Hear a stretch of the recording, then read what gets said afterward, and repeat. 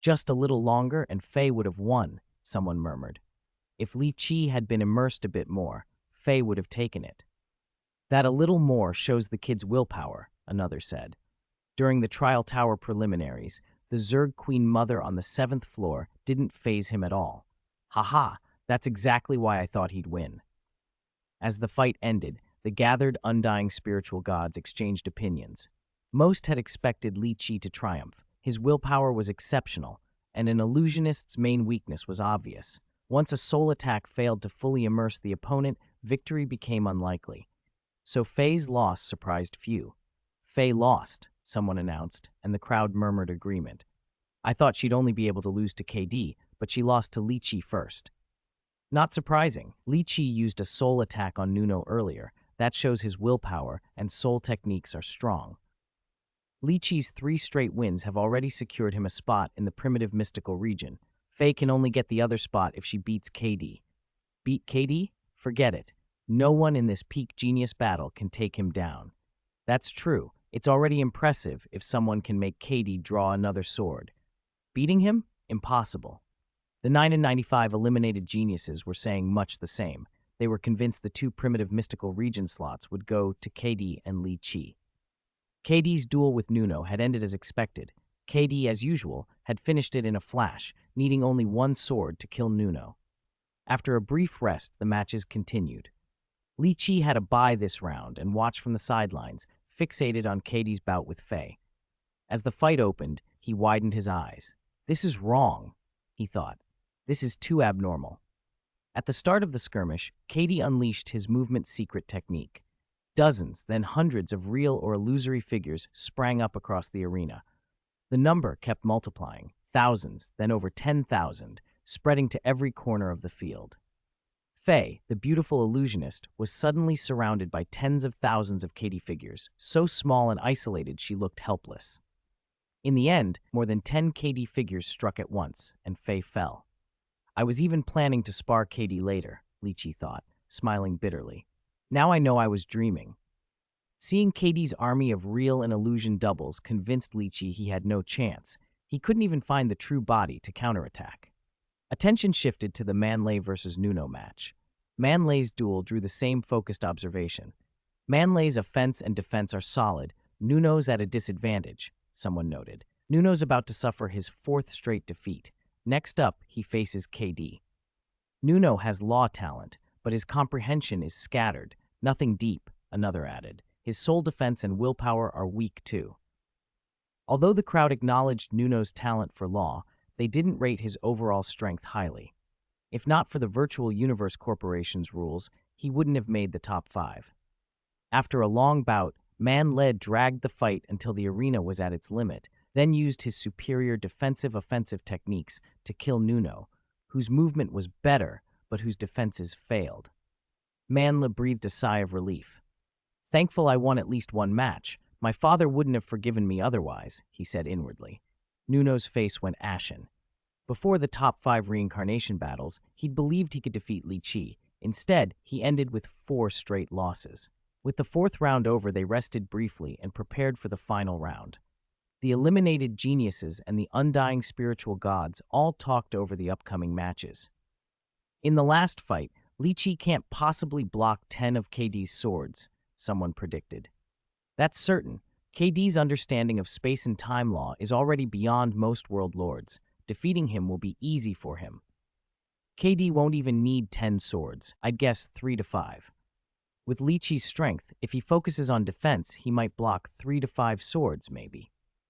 The undying spiritual gods discussion made Li Qi sound weak, able only to withstand a few blows from KD. But that was misleading.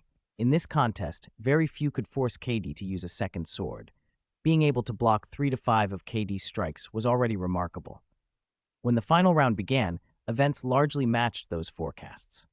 Li Qi adopted the second form of his green vine pillar, Endless Vine, and committed to full defense. He managed to block 4 of KD's swords.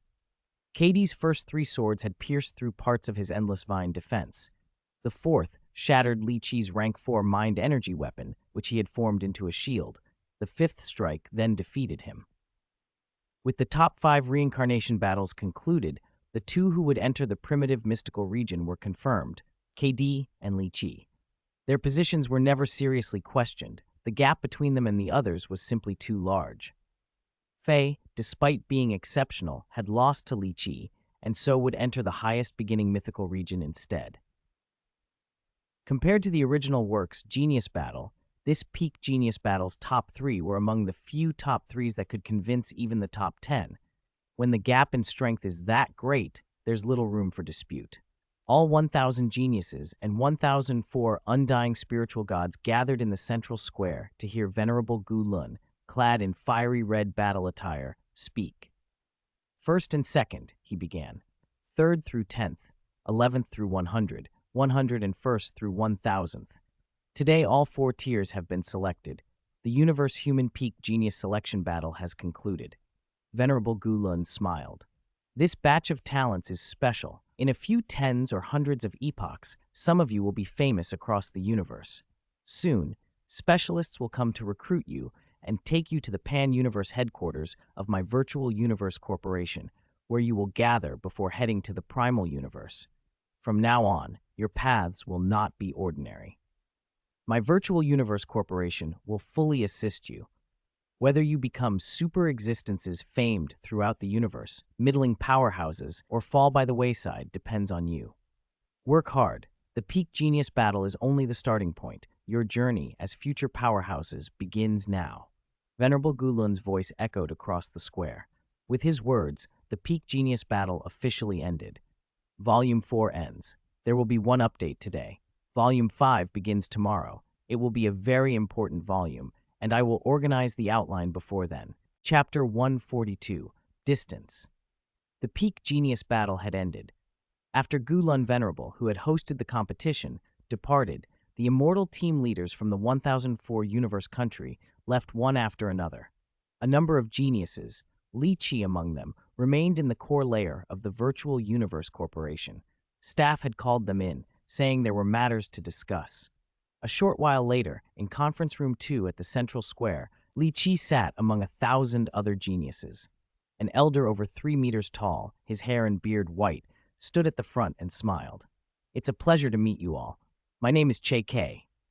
Because our Virtual Universe Corporation will arrange spaceships to pick you up, please write your exact planetary addresses on the forms in front of you so we can find you, he continued.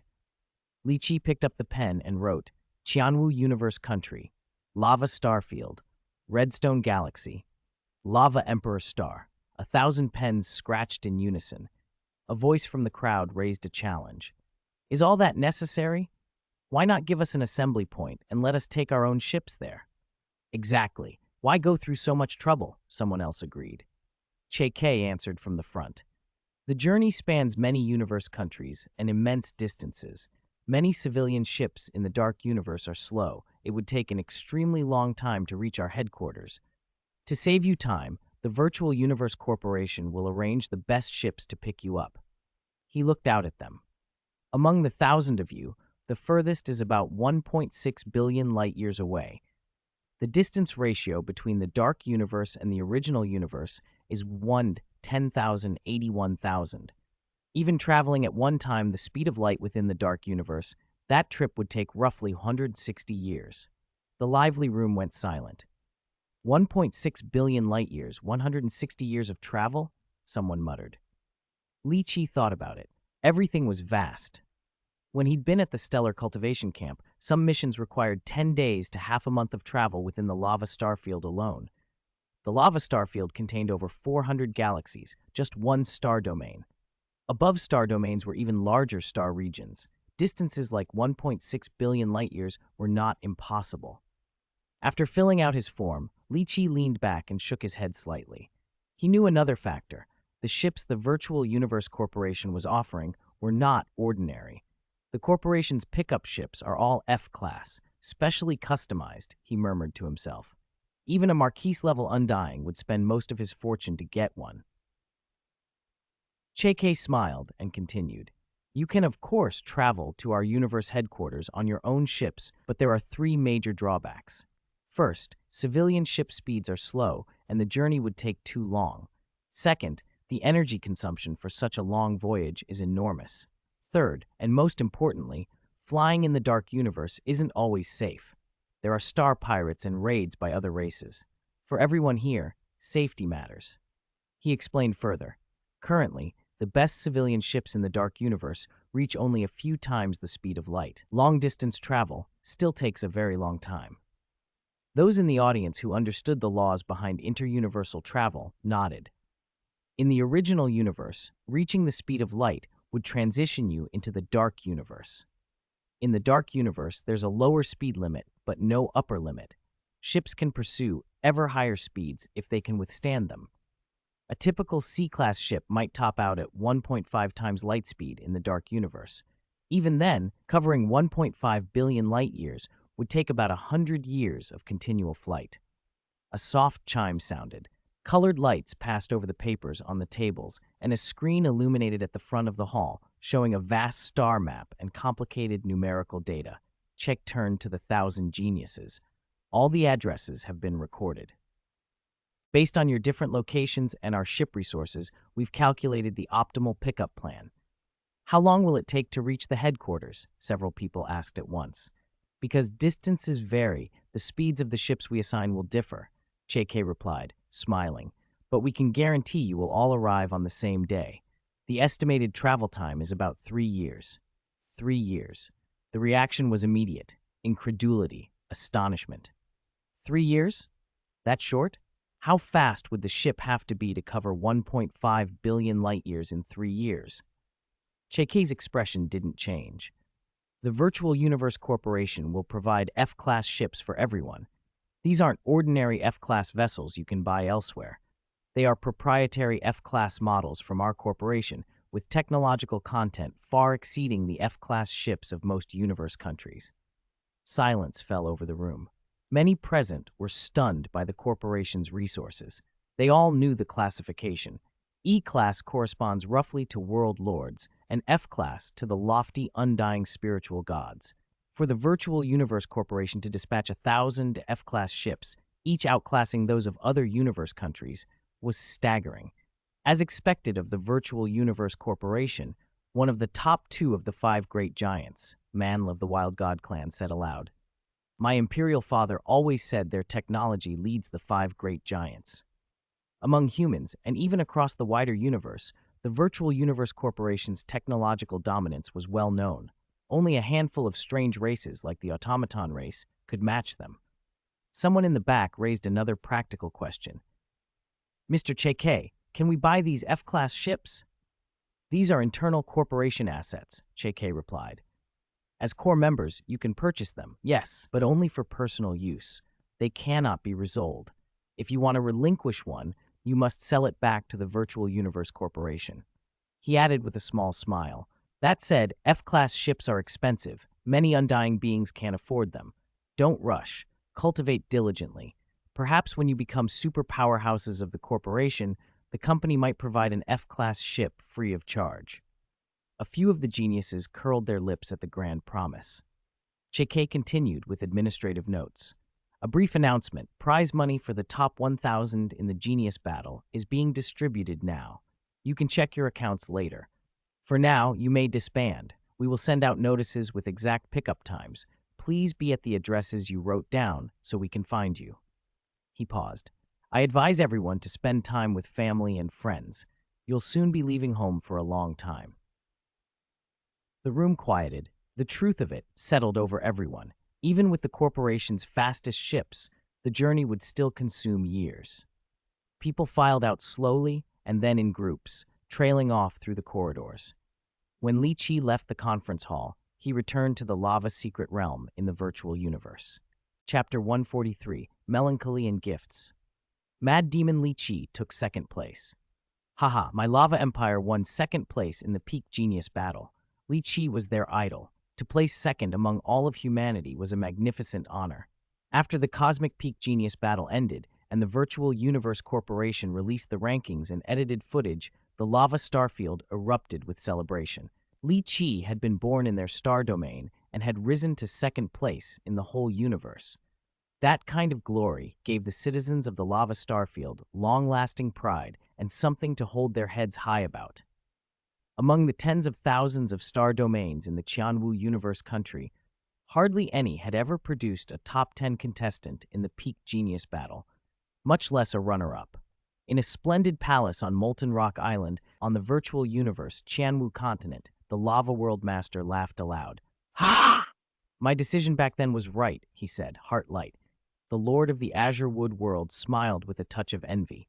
His friend was on the verge of becoming a disciple of the great Qianwu country lord, even if only a named disciple, an honor countless undying spiritual gods coveted.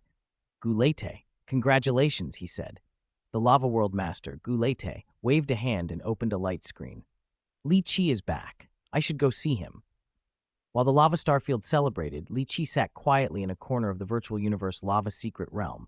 He felt the weight of years. 80 years since I left for the stellar cultivation camp, he thought.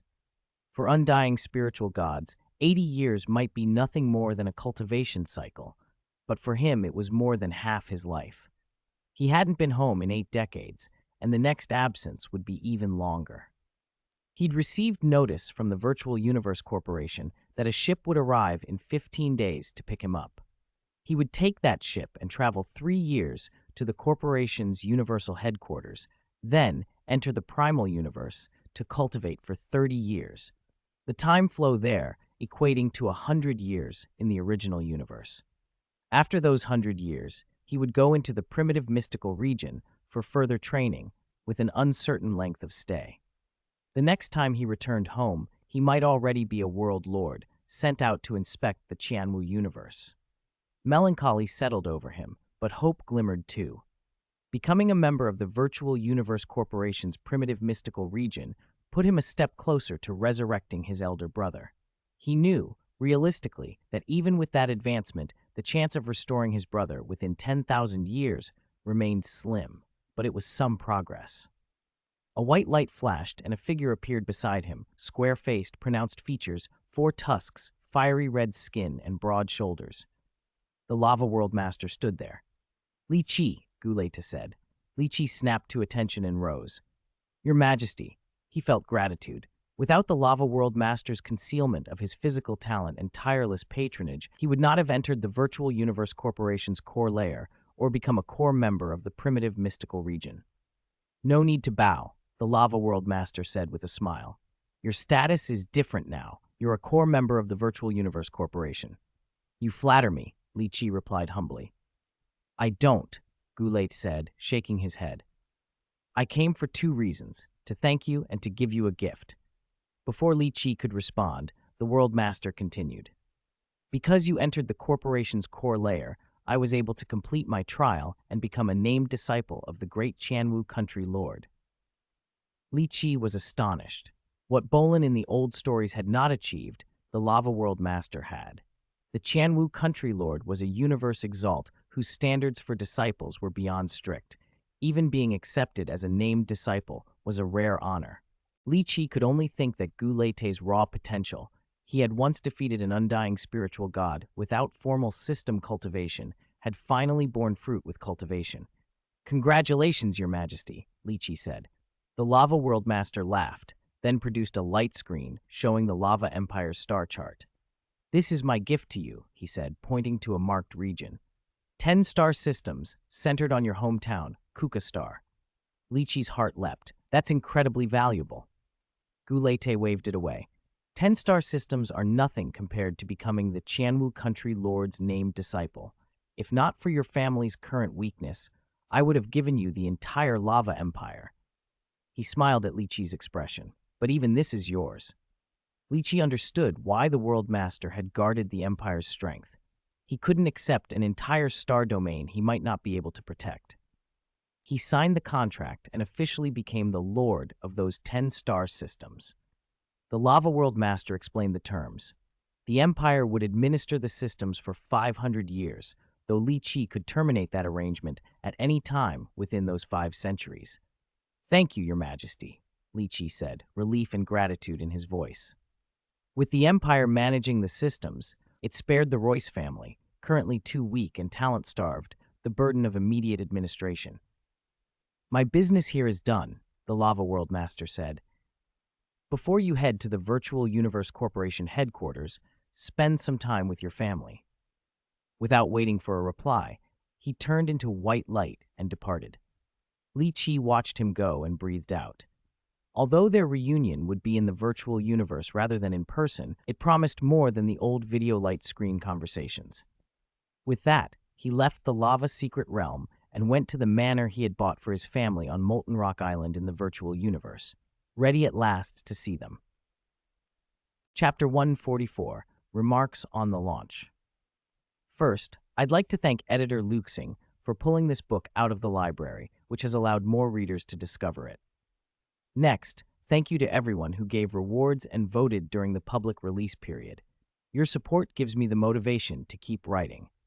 If things had gone the way they did with my previous book, I probably wouldn't have been able to continue. Now, the extra update rules. Each extra chapter will be 2,000 words. Average subscriptions. 1 extra chapter for every 20 average subscriptions, with no upper limit. Rewards. 1 extra chapter for every 20,000 points. Rewards are tallied once a month. Monthly totals can accumulate, and rewards earned before the book went on sale have already been counted. Monthly tickets. 1 extra chapter for every 300 monthly tickets. In addition, for every 1,000 monthly tickets, there will be another extra chapter, so roughly 4 extra chapters per 1,000 monthly tickets. These are also settled monthly. Extra chapters will be allocated first to reward and monthly ticket settlements, since those are calculated monthly and require statistics.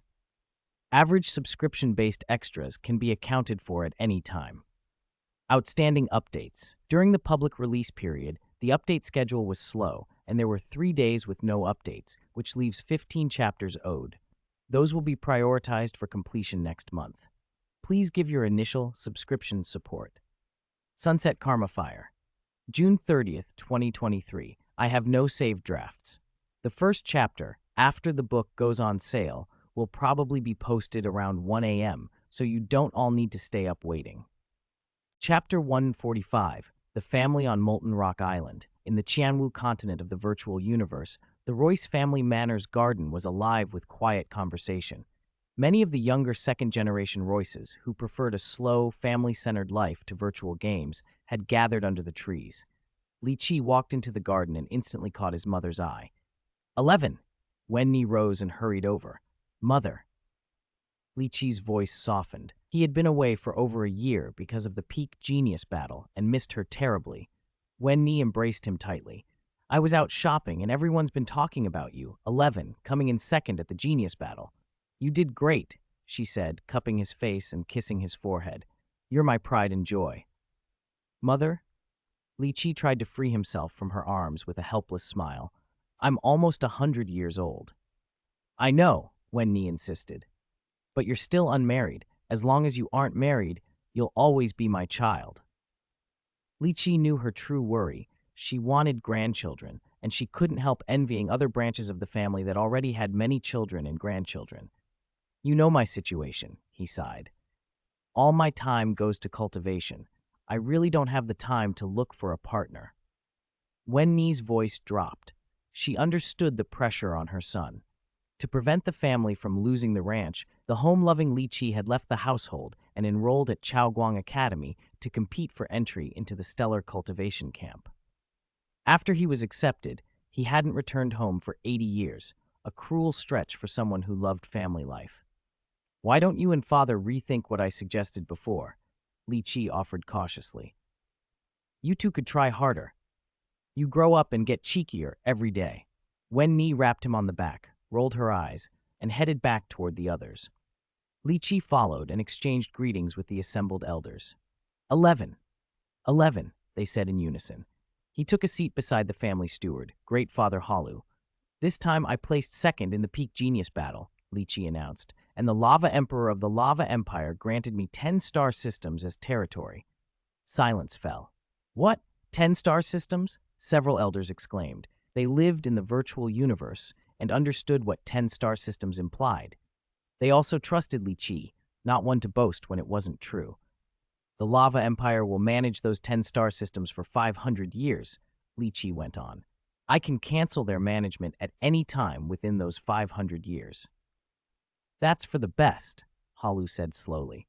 Our family doesn't currently have the capability to administer even a single planet well, let alone 10-star systems and whatever inhabited worlds they contain. Having the Lava Empire manage them protects us. The other elders agreed. Managing a single planet might be feasible. Managing the resources, populations, and defenses of multiple star systems was beyond them. By the way, sixth Uncle Garabel asked, when will you return to Kuka Star? That question sharpened the attention of the elders, especially the daughters-in-law. Many of their households had been asking when Li Qi would come back and whether he'd brought a suitable partner. Li Qi shook his head. I'm now a core-level member of the Virtual Universe Corporation. I have to follow their assignments. I don't have time to return to Kuka Star. Indeed, Garabel nodded. Joining a major organization like the Virtual Universe Corporation comes with obligations and restrictions. Wen Ni listened with mixed feelings, unease and understanding. Halu cleared his throat. We'll start training family members in management and administration, he said. We should aim to be capable of properly managing the territory when the Lava Empire's stewardship ends in 5 centuries. Li Qi brightened. A light screen appeared before him. I'll set up a bank account and deposit funds regularly, he said. In addition to using the territory's net tax revenue dividends for ongoing expenses, the account will serve as the family's cultivation fund. The goal is to raise our members up to the astral rank. Murmurs rippled through the garden. Raise every member to astral rank? Someone asked. The elders were shocked. On a typical inhabited planet, an astral rank cultivator was practically a local tyrant. Even the old Kuka Star had only a few. The Royce family now counted over 200 members across 4 living generations, and many were still unmarried. In decades to come, that number could easily double. The resources required to lift everyone to astral rank would be astronomical. 11. That plan is a little unrealistic, Halu said. Resources should be concentrated on the most talented so we can produce stronger core powerhouses. When I said all members, I meant the current 4 generations, Li Qi clarified. Those 4 generations are the foundation of the family. We must strengthen them. And we must tighten control over family affairs, he added. Now that the family has territory and I influence the Virtual Universe Corporation, people with ulterior motives will come sniffing around, using family members as leverage. Then, Halu began, but Garabel cut in. I propose we implement a streamlined policy, sixth Uncle Garabel said flatly. We should focus on quality, not quantity. The women who had married into the family bristled. Garabel's suggestion would narrow the family and reduce their influence. Halu hesitated and looked to Li Qi. What do you think? You don't need to trouble yourself with these trivial matters, Garabel continued before Li Qi could reply. Notify father, third brother, and seventh brother to convene a meeting and include the other heads. They should decide. The daughters-in-law glowered. Garabel was effectively trying to exclude them from decision-making. Li Qi gave Garabel a measured look. Let's handle things through formal meetings in the future, he said, standing to go inside. Sixth uncle, Halu sighed once Garabel got up to follow Li Qi. You're being overbearing. Garabel caught up with Li Qi in the corridor. 11. This isn't what we discussed before, Li Qi said. It's better if I handle this. Garabel replied calmly. You are the family's pillar and must focus on cultivation within the Virtual Universe Corporation. I won't let you be distracted by these matters. Great Father's temperament is too soft, Garabel said with quiet conviction. There needs to be someone in the family who can deter rivals and keep things in order. I'm the best candidate. You don't need to worry, he added solemnly. I will do everything I can to make sure the family never becomes a burden to you. Chapter 146, Yuxiang Mountain and the 4 Secret Realms. After finishing his conversation with sixth Uncle Garabel in the virtual universe, Li Qi left and returned to the lava secret realm in reality. Sitting on the sofa, he sighed softly. Great Father Halu had always been gentle with the family. He'd been a capable manager back when the family was weak. But things had changed. With 10 galaxies under its control and 10,000 Hunyuan units in the family account, the family's wealth now exceeded that of most World Lord families. For a family destined to become powerful, lacking a strong, strict manager would be a disaster rather than a blessing. In Li Qi's view, the best choices for manager were third uncle Ivanko or sixth uncle Garabel. Both were strict with others and themselves, exactly the kind of discipline a rising family needed. Before heading to the Virtual Universe Corporation's headquarters, Li Qi had sought out sixth uncle Garabel to stage things in a way that would restrict some family members' powers and prevent resources from leaking away. After the recent events, Li Qi trusted sixth uncle more than ever. With him watching over the family, Li Qi could go to the primal universe with peace of mind. He opened the light screen and sent instructions to the Lava Empire staff to arrange a ship to take him to Lava Emperor Star, where he would wait for the Virtual Universe Corporation's vessel. 15 days later, Li Qi, who had often been visiting the Virtual Universe to check in with the family, waited for the ship that had come to pick him up. It was a combat vessel shaped like a sword, 600 meters long, 100 meters wide, nearly 100 meters thick, its hull utterly dark. Standing before it, one could sense an ancient aura, as if it had existed somewhere in the long river of time for eons. Under the protection of the Lava Emperor's personal guards, Li Qi approached the hatch. Click. The hatch opened, and a faint, invisible pressure swept out, pushing back even the guards. A group of people flew out, led by a long-haired man who looked almost human, gray-white battle attire, blue facial tattoos, a faint smile. An invisible pressure radiated from him and suffused the surroundings. He's an undying spiritual god, See Wait, the one-eyed commander among the Lava Emperor's guards, felt a crushing pressure in his chest. Unperturbed by the pressure, Li Qi motioned for the guards to stand down. Relieved to be excused, they withdrew quickly. The group stepped forward and the long-haired man bowed slightly. Gong Shiluo greets Your Highness. Greetings, Your Highness. The others, world lords, sector lords, and universe-rank cultivators, echoed, bowing respectfully. Facing an undying spiritual god and the bows of powerful world and sector lords, Li Qi gave a short nod to Siwei and then to Gong Shiluo. Mr. Gong Shiluo, let's board. Please, Your Highness. Gong Shiluo stepped aside to usher him in. Watching Li Qi board, he thought to himself, this Your Highness Li Qi has a calm temperament, very composed in the presence of an undying spiritual god. The ship's interior was spacious. Li Qi and Gong Shiluo entered a wide and luxurious hall on the upper deck, 300 meters long and 60 meters wide, with comfortable sofas, fragrant fine wines, rare spirit fruits on display, and attendants standing by. Your Highness, please be seated, Gong Shiluo said, then explained, I am responsible for Your Highness's safety on the journey to the Virtual Universe Corporation's headquarters. Li Qi sat and nodded. I'll be in your care these 3 years, Mr. Gong Shiluo. You flatter me, Your Highness, Gong Shiluo replied with a smile. It's my duty. Li Qi asked, already knowing some of the answer. Why do you call me Your Highness?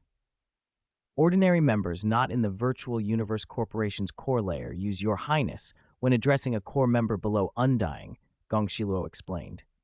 Also, core members from the Doomsday Secret Realm, when they meet core members from the top 3 secret realms, will also address them as Your Highness if the other party is below Undying. He continued, the Doomsday Secret Realm is the last of the 4 secret realms.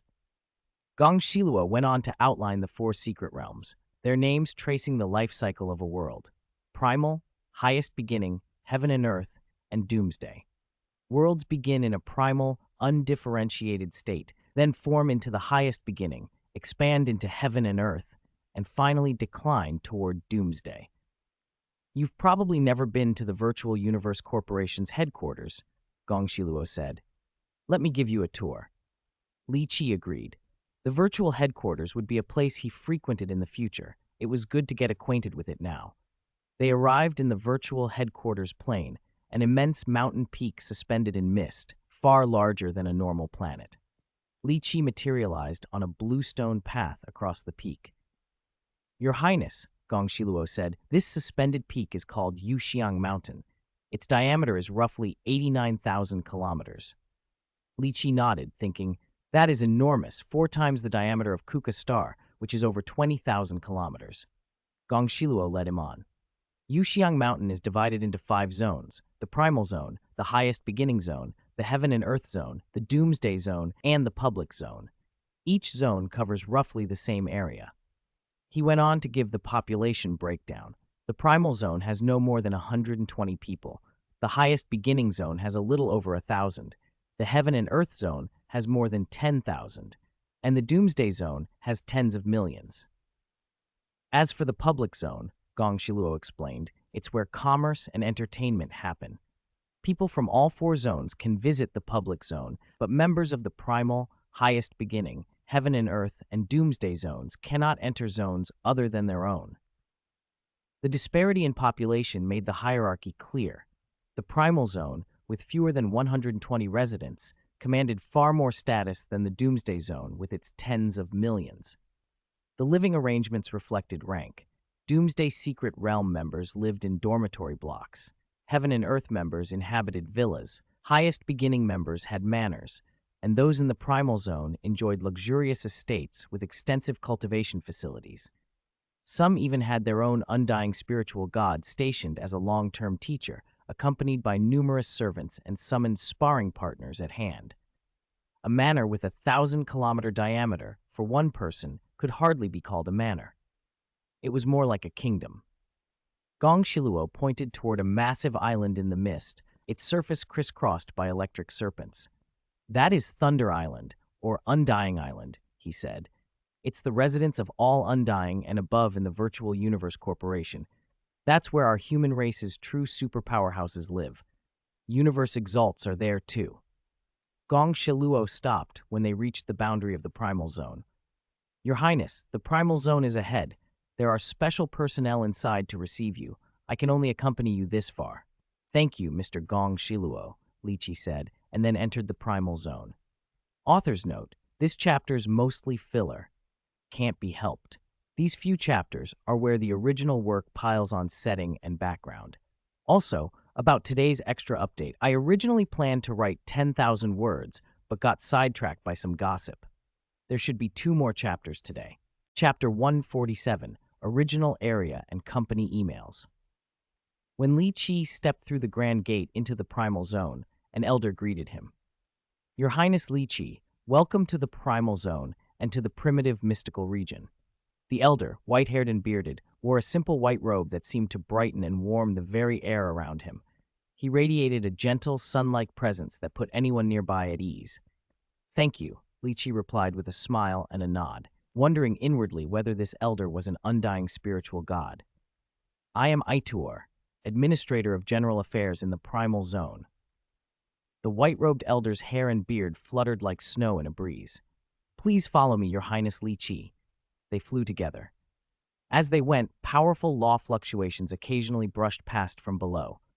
Those fluctuations come from the undying spiritual gods who live in the primal zone, Aituor explained. Every Your Highness in the primitive mystical region is assigned a guard army led by an immortal military lord.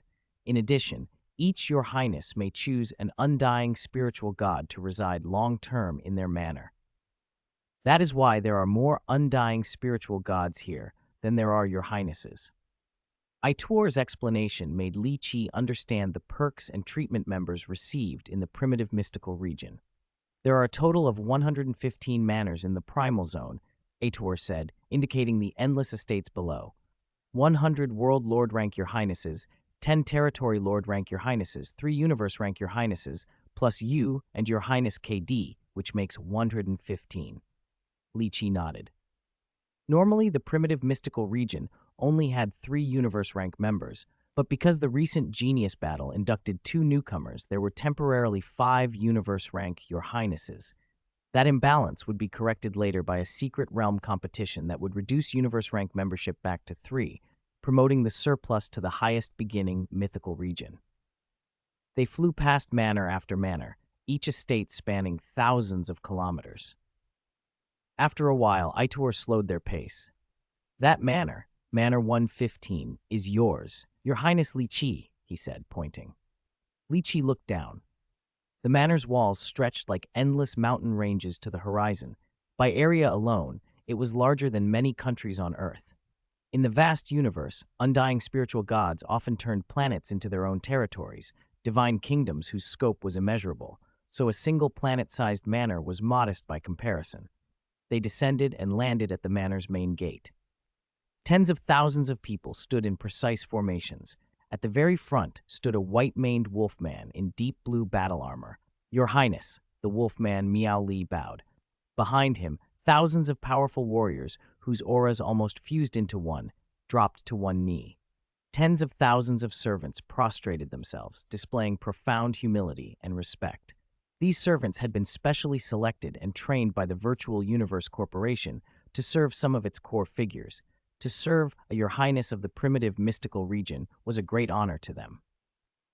"Your Highness Li Qi, this is the leader of your guard army, Miao Li," Ituor said, nodding toward the wolfman. Miao Li is an immortal military lord who specializes in material attacks. His strength ranks in the upper tier among immortal military lords. Li Qi thought to himself that upper tier among immortal military lords likely meant Miao Li was at the peak of immortal military lord, since the very top immortal military lords had already reached the Marcus level and belonged to a higher class. "Mr. Miao Li, I'll be relying on you," Li Qi said. "It is my duty," Miao Li replied with a slight bow. Ituor smiled. "Miao Li will serve as both the leader of your guard and the butler of this manor. He'll explain the rest. I'll take my leave now. If you need anything, find me." Li Qi thanked him. The elder transformed into a streak of light and left instantly. "Your Highness, please follow me," Miao Li said, turning to lead Li Qi through the manor. After a tour and some time to get settled, Li Qi entered his private chambers. He called up the light screen and opened his inbox. A message from the Virtual Universe Corporation glowed before him. "Li Qi, congratulations on becoming an official member of the primitive mystical region. The cultivation plans the Virtual Universe Corporation has arranged for the younger generation are all designed to begin from universe rank. Your immediate priority is to attain universe rank. Don't worry, once you cultivate and emerge from the primal universe, you will certainly break through to universe rank. Regarding your points, you have received a complimentary gift of 100,000 points. You may use these points to purchase any item from the treasure vault list, so long as you have sufficient points. We recommend obtaining the secret law you need. The next 3 years are best spent cultivating secret laws. A reminder, do not waste time cultivating primal energy or psychic energy. Progress from Stellar Cultivation Camp, First Order to Ninth Order, is a quantitative accumulation. The leap from stellar level 9th order to universe level 1st order is a qualitative change in life genes. Similarly, advances from universe rank 1st order to 9th order, territory lord 1st to 9th, and world lord 1st to 9th are quantitative accumulations. Planetary level, astral rank, universe rank, territory lord, world lord, each qualitative breakthrough involves a change in life genes. The corporation can use extremely precious resources to rapidly improve and strengthen the bodies of each core member, raising primal and psychic energy dramatically and enabling swift advancement from 1st to 9th order in a short time, bringing the body to saturation. For qualitative leaps in life genes, however, each core member must achieve those through their own effort. The corporation does not permit wasting time on energy accumulation. Core members' time should be devoted to improving combat power, comprehending origin laws, and studying secret laws.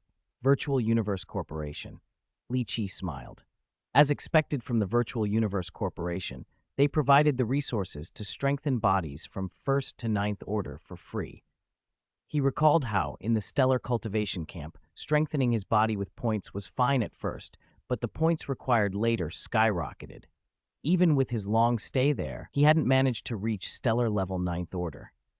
The resources needed for later strengthening were enormous, and back then the Lava Empire tightly controlled astral level strengthening with points, unlike the Virtual Universe Corporation, which now offered it without charge.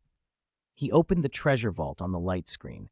The display refreshed to show 8 major categories: secret laws, weapons, rare treasures, technological weapons, materials, tools, biological items, and other special categories.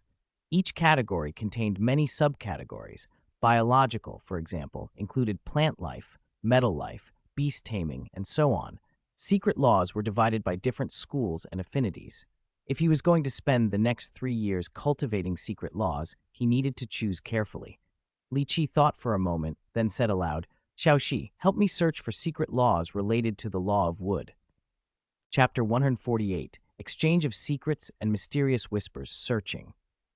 Xiaoxi appeared, 20 centimeters tall, dressed in cyan, with little wings constantly fluttering. Her eyes glowed faintly as she scanned. After a moment, she stopped. Master, the search is complete. The light screen in front of Li Qi updated to show a secret method interface. Every result was linked to the wood origin law. He flipped through them casually and frowned. There were hundreds of thousands of secret methods related to the wood origin law. There are too many, he muttered. I can't go through them one by one. My current mind energy weapon is the green vine pillar, he thought. I'll be using it when I enter the primal universe and challenge the heavenly bridge. Any secret methods I learn should center on that.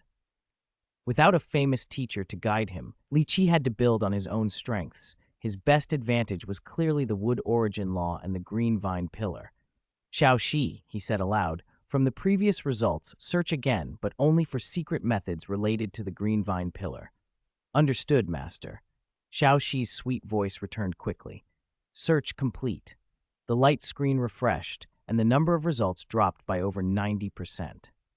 Li Qi tapped the sorting option and ordered the list by exchange price from highest to lowest.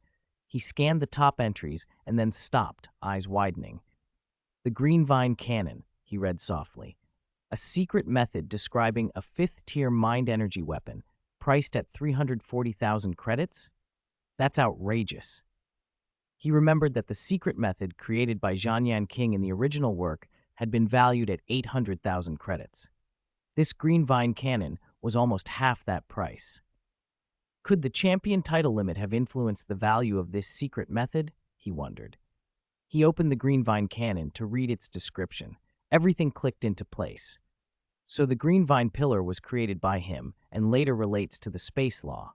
No wonder it's 340,000 credits. Fortunately, the Green Vine Cannon could be purchased in parts. Li Qi clicked to buy. The pricing was presented in 3 tiers. The first 3 layers for 30,000 credits, the first 6 layers for 100,000 credits, and the complete set for 340,000 credits. Because he was in the primitive mystical region, which offered a 70% discount, the cost for the first 3 layers dropped to 21,000 credits. He completed the purchase. With the secret method now materialized in the virtual universe, he could begin to cultivate. He hesitated for a moment. Should I buy a movement secret method? He asked himself. He hadn't practiced the space law long, but he could already feel its fluctuations, which meant his talent for space law wasn't terrible. In the primal universe, the laws were externally manifested, and sensing the space law should become easier. After entering, it might not take long to perceive it clearly. In the end, he abandoned the idea. He already had the myriad thread flow, a movement secret method, but he couldn't cultivate it properly because he hadn't yet sensed the space law. He then remembered the distortion eye secret method, the one Qianwu country lord had once rewarded him. Xiaoxi, he called, search for the distortion eye secret method. Understood, Master. Xiaoxi answered and returned the result moments later. The light screen showed a single entry, distortion eye. The price made Li Qi stare. 990,000 credits. Good heavens, he whispered. Distortion eye is worth that much? It must be a Universe Exalt's secret method. Opening the distortion eye entry, he found it could be purchased piece by piece, but the tiers were steep. The first layer alone cost 1,000 credits. The full set cost 990,000 credits, with intermediary tiers priced at 10,000 for the first 2 layers and 90,000 for the first 3. The listing also noted regional discounts, 70% in the primitive mystical region, 80% in the highest beginning mythical region, 90% in the heaven and earth secret realm, and full price in the doomsday secret realm. Li Qi frowned. Qianwu country lord wasn't supposed to be wealthy, so why had he given him such an expensive secret method? The value of even the first layer, 1,000 credits, was worth over 1,000 hunyuan. Despite his curiosity, Li Qi decided not to spend his credits on distortion eye for now. Secret methods were knowledge and could be materialized later in the virtual universe. Buying the Green Vine cannon and saving credits for the unexpected felt wiser. With the Green Vine cannon in hand, he entered the combat space to cultivate. 3 years later, in the virtual universe's combat space, the vast grassland was filled with tens of thousands of real and illusory figures attacking a science sphere. Sword clashes rang like metal on metal. The science sphere didn't simply defend, it released streams of cyan light to counterattack. One beam pierced several figures, which shattered like bubbles, but new figures immediately filled the gaps. For nearly a minute, the encirclement held. Then the cyan sphere burst. Someone flashed forward and struck the person who emerged from it, killing them. The fallen turned to white light and vanished. The myriad figures in the sky faded away. Li Qi returned from the virtual universe's primal zone and sat on the sofa, satisfied. Not bad. I lasted almost a minute. If I hadn't counterattacked, I might have gone over a minute. Compared to 3 years earlier, when he'd faced KD in the peak genius battle and died after blocking only a few sword strikes, his strength had clearly improved. Still, I wouldn't have beaten KD from 3 years ago, he admitted. He must be even stronger now.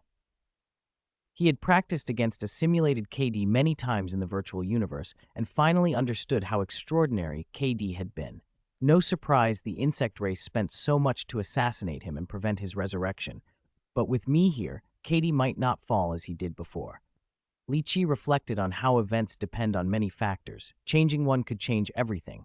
Unless the future is fixed, nothing was certain. Commencing universe traversal, entering the original universe. A countdown sounded, 10, 9, 3, 2, 1, and Li Qi immediately exited the virtual universe. The ship trembled and then stabilized. External scene simulation 100%, he reported. At his words, the hall around him shifted. The walls became transparent and then vanished, replaced by a dreamlike starfield. In the distance hung an unimaginably vast supercontinent, dwarfing nearby stars and planets. Even as the F-level universe ship flew toward it at near light speed, taking some 13 hours to reach one of the Virtual Universe Corporation's headquarters hubs, the continent still seemed impossibly remote. After passing through an entrance corridor at sublight speed, the ship slowed and docked. Li Qi emerged from the hatch alongside Gong Shiluo and others. More than 10 uniformed attendants waited. Their leader stepped forward when he saw Li Qi and bowed. "Your Highness Li Qi, I have been waiting here by the Venerable's order. Please follow me." "Thank you for the escort, Mr. Gong Shiluo." "It has been an honor to escort your Highness for 3 years," Gong Shiluo replied with a smile. The group separated. Li Qi followed the attendants into an oval hall whose walls and ceiling were transparent. Above them spread the infinite starry sky. Below lay the beautiful expanse of the headquarters, with universe ships and even undying spiritual gods streaking past like meteors. Man Lei of the Wild God clan greeted Li Qi with a smile. "Li Qi." "Man Lei, long time no see." Li Qi returned. He spotted KD sitting alone and went to sit beside him. KD merely nodded in acknowledgement. Soon after, Fei from the Fox clan arrived and sat on KD's other side. "Hi, long time no see." After about 6 hours, all 1,000 selected geniuses had assembled. A dragon race man in a black robe rose and addressed them, his presence carrying the weight of an undying spiritual god. "Everyone, please follow me." He led them in flight without permitting any idle conversation. They were guided to a peculiar ship that looked like a giant fish. The dark blue vessel stretched nearly 1,000 meters, its tail fin gently swaying. A hatch in its belly opened to reveal a corridor. It was clearly a G-level universe ship, fused with a living form. Inside, invisible pressure pressed down on the assembled geniuses, suppressing any thought of unnecessary movement. More than 10 undying spiritual gods bowed slightly as Gulun Venerable, clad in fiery red battle armor, stood at the front. His form was slightly ethereal, like a projection rather than a solid body. Turning his head, he spoke evenly, "Depart to the primal universe." With a sweep of its tail, the fish-like ship vanished from its dock and surged forward. A thunderous roar rolled through the vessel, the kind of sound that carried weight and presence. Every genius felt a chill. Facing such great existences, one careless reaction could mean soul flying and spirit scattering. Geniuses were talented, but not true powerhouses.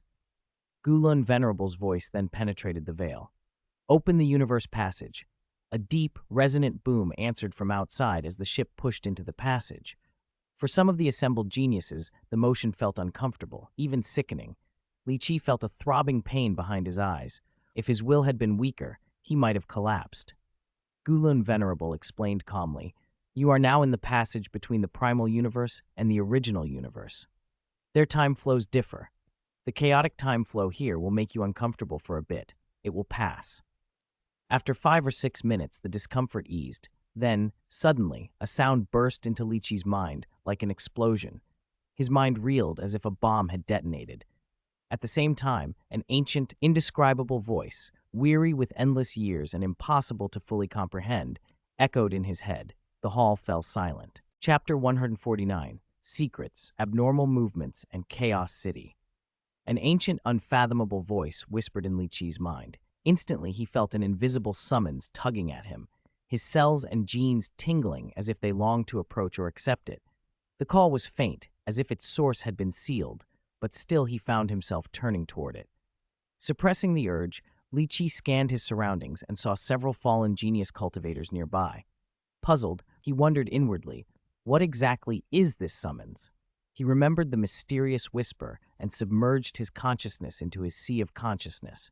A boom of comprehension struck him as an imprint formed. 9 revolutions Yuan heavy body refining method.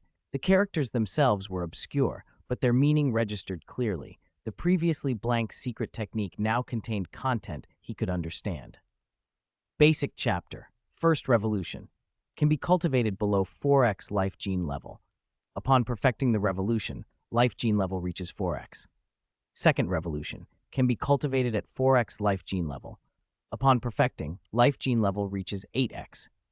Third revolution. Can be cultivated at 8x life gene level. Upon perfecting, life gene level reaches 16x. Fourth revolution can be cultivated at 16x life gene level. Upon perfecting, life gene level reaches 32x. Fifth revolution can be cultivated at 32x life gene level. Upon perfecting, grants an opportunity to cast a clone secret method capable of nurturing one clone whose life gene level does not exceed the main body, limited to universe rank use. This, Li Qi's heart leapt. The fifth revolution, when perfected at 32x, actually grants a chance to form a clone secret method. Joy followed shock. Immense, elated joy. Yes, he thought. With a method that let him create a clone, his chances of surviving the future would improve drastically. If his main body were destroyed or his soul enslaved, a clone kept safe would allow him to resurrect. A clone would also give him an extra opportunity to select a talent, sharpening his law comprehension even more. And this was only the basic chapter. If he could obtain the complete 9 revolutions method, how much stronger could he become? He forced himself to calm down and return to a normal expression like everyone else. In the side hall of the primordial Chaos City Lord's Mansion sat the human race's treasure vault. Inside, a fiery red, irregularly shaped crystal rested under seals. It was classified as an ordinary soul-type supreme treasure, but its exchange value far exceeded that category. The moment Li Qi and the others entered the primal universe, the crystal seemed to resonate. It trembled and sent out invisible fluctuations that slipped past the vault's seals and traveled toward the primal universe passage. Chaotic airflow spread, and a figure appeared outside the side hall, as if spawned from the drift. He wore dark red battle armor, and a scaly tail curled behind him. 2 fiery red horns crowned his brow, and strange sigils marked his face, lending him a fierce aspect. Yet his eyes were calm and deep, an ocean-like stillness that quelled anyone who met his gaze. This great being whispered, "Treasure Vault Anomaly." The bronze door of the side hall opened. He stepped inside. The stone disc in the center slid aside, revealing a descending passage. He entered and walked a short distance, detecting the aura of supreme treasures. Time in that corridor seemed to flow backward. Undeterred by the reverse current, he pressed on until he reached the high-level supreme treasure area, the source of the temporal anomaly. When he saw the fiery red crystal, surprise and a small smile crossed his face. He had found what he sought. In the G-level spaceship hall, the geniuses had recovered. Gulun Venerable smiled and announced, "We've entered the primal universe." "The primal universe?" murmured several voices. Interest stirred among the geniuses, and even the dozen or so undying spiritual gods who accompanied them, their eyes lifting toward the ship's top. Gulun Venerable ordered, "Open the top." The metal roof slid apart, revealing a transparent, glass-like outermost layer. The hall's ceiling became clear, and everyone peered up. Outside it was dim, with chaotic airflow drifting by. In the distance, the sky and earth split and sealed, and along the edges of those ruptures moved strange sigils riding countless shimmering threads, linking and weaving like a vast loom that stitched the cosmos together. Law manifestation, Li Qi thought, staring at the glinting patterns on the threads. He felt their presence intuitively, but knew such law manifestations couldn't be simulated in a scene outside the primal universe. The spaceship continued. They passed frequent cosmic rifts, and those thread-like sigils. Stars and planets have lifespans, and so does a universe, though on an unimaginable scale, Gu Lun Venerable said with a smile. This primal universe is a new universe in its initial formation. As it perfects itself, the universe origin operating rules begin to manifest. He pointed toward the self-repairing cosmic cracks. Those cracks are the universe origin operating rules. They contain foundational origin laws. This explains why our original universe, being vast and perfect, rarely allows operating laws to manifest visibly. Comprehension there is very difficult. But here, in the primal universe, you can observe them directly. You can see how different laws combine, how a universe takes shape, and how rules operate. The process is laid bare, making understanding far easier.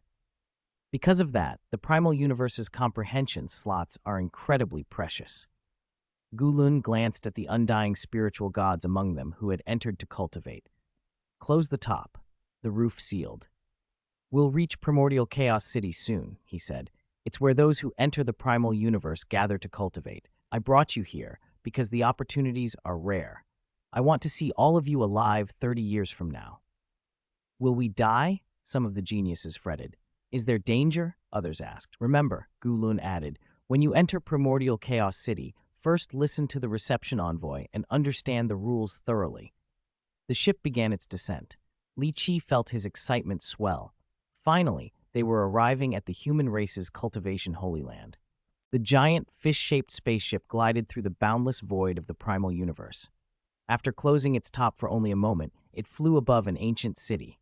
The hatch in the fish's belly opened, and 1,000 geniuses spilled out into the air.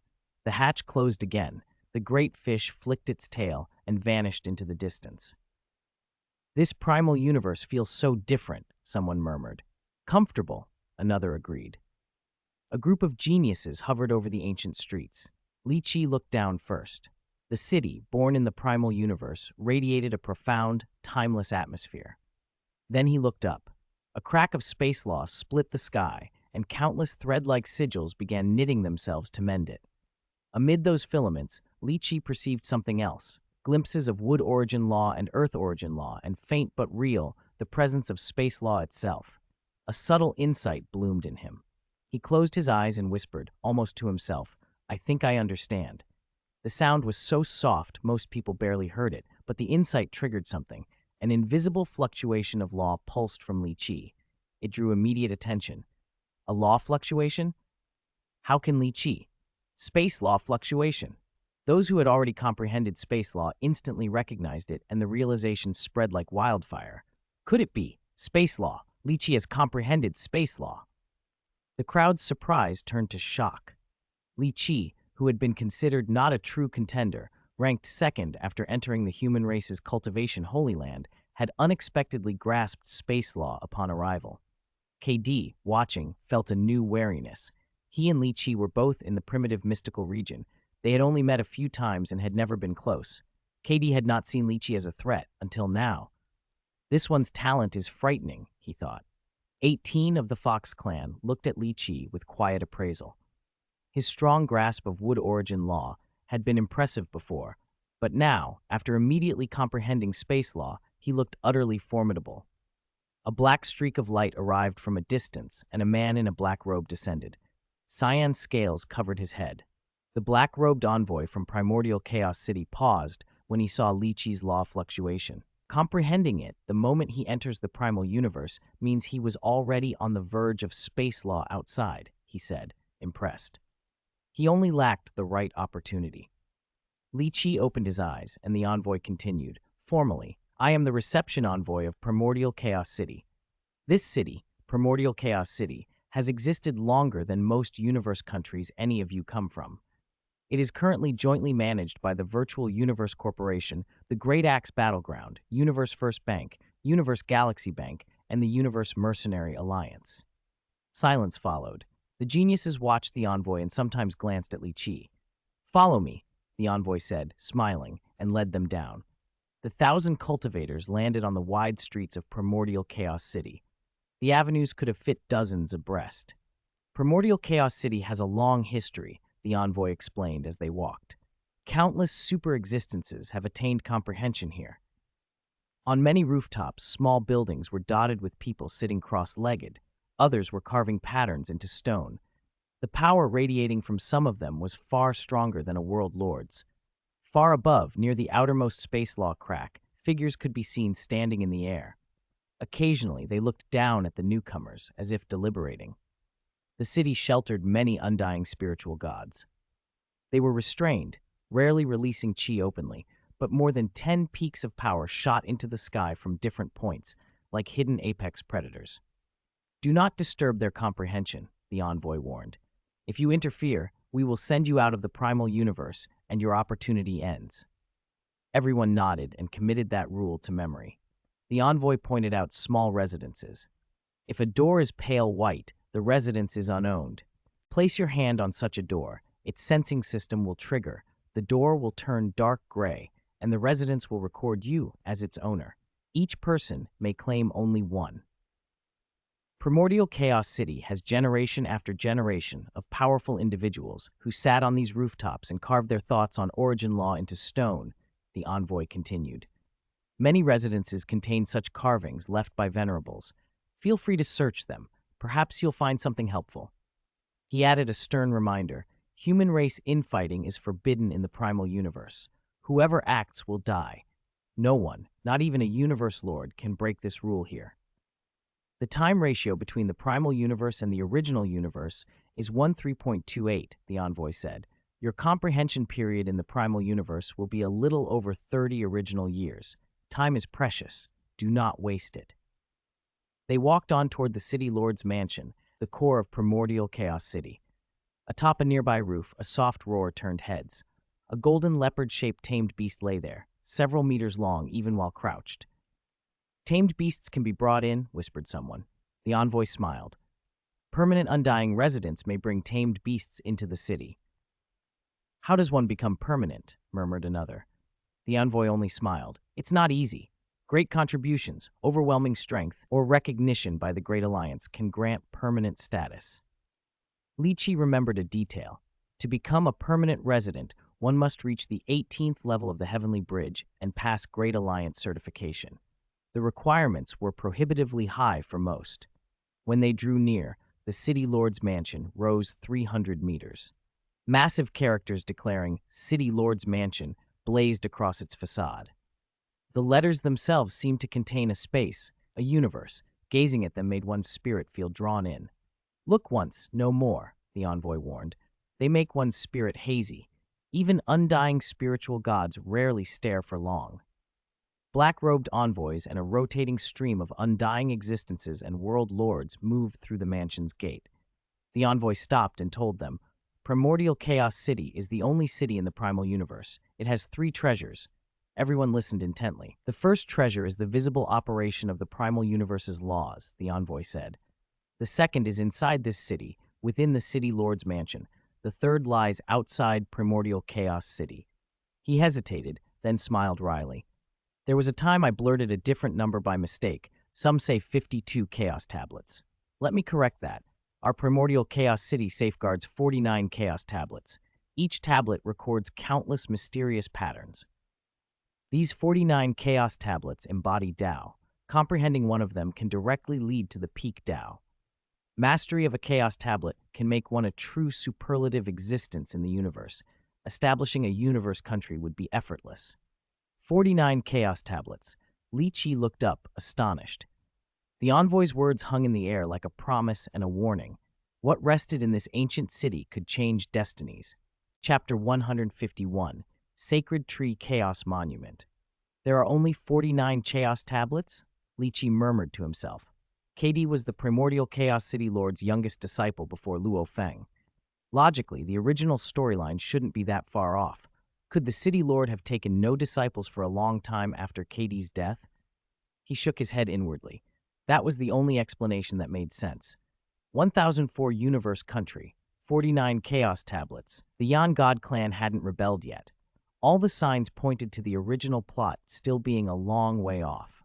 In the original work, there had been 52 Chaos Tablets. 3 were missing now. I wonder whether Yuhu has already become a Universe Lord, Li Qi thought.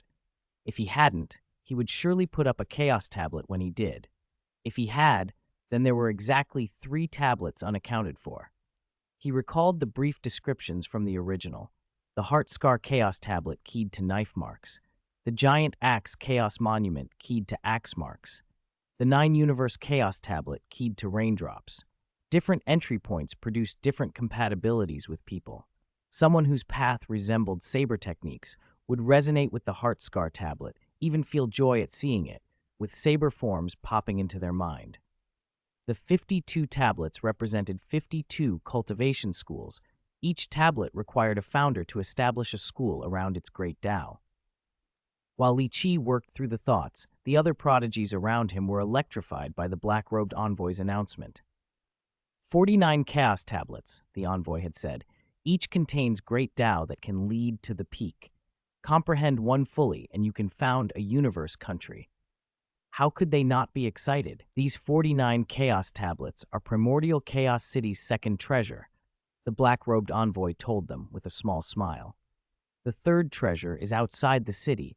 There's an inscription on the stone tablet at the city gate describing it. You'll see when you go. The assembled geniuses buzzed with anticipation. If the first and second treasures were so valuable, the third couldn't be far behind. Li Qi was less interested. He couldn't remember what the third treasure had been in the original work.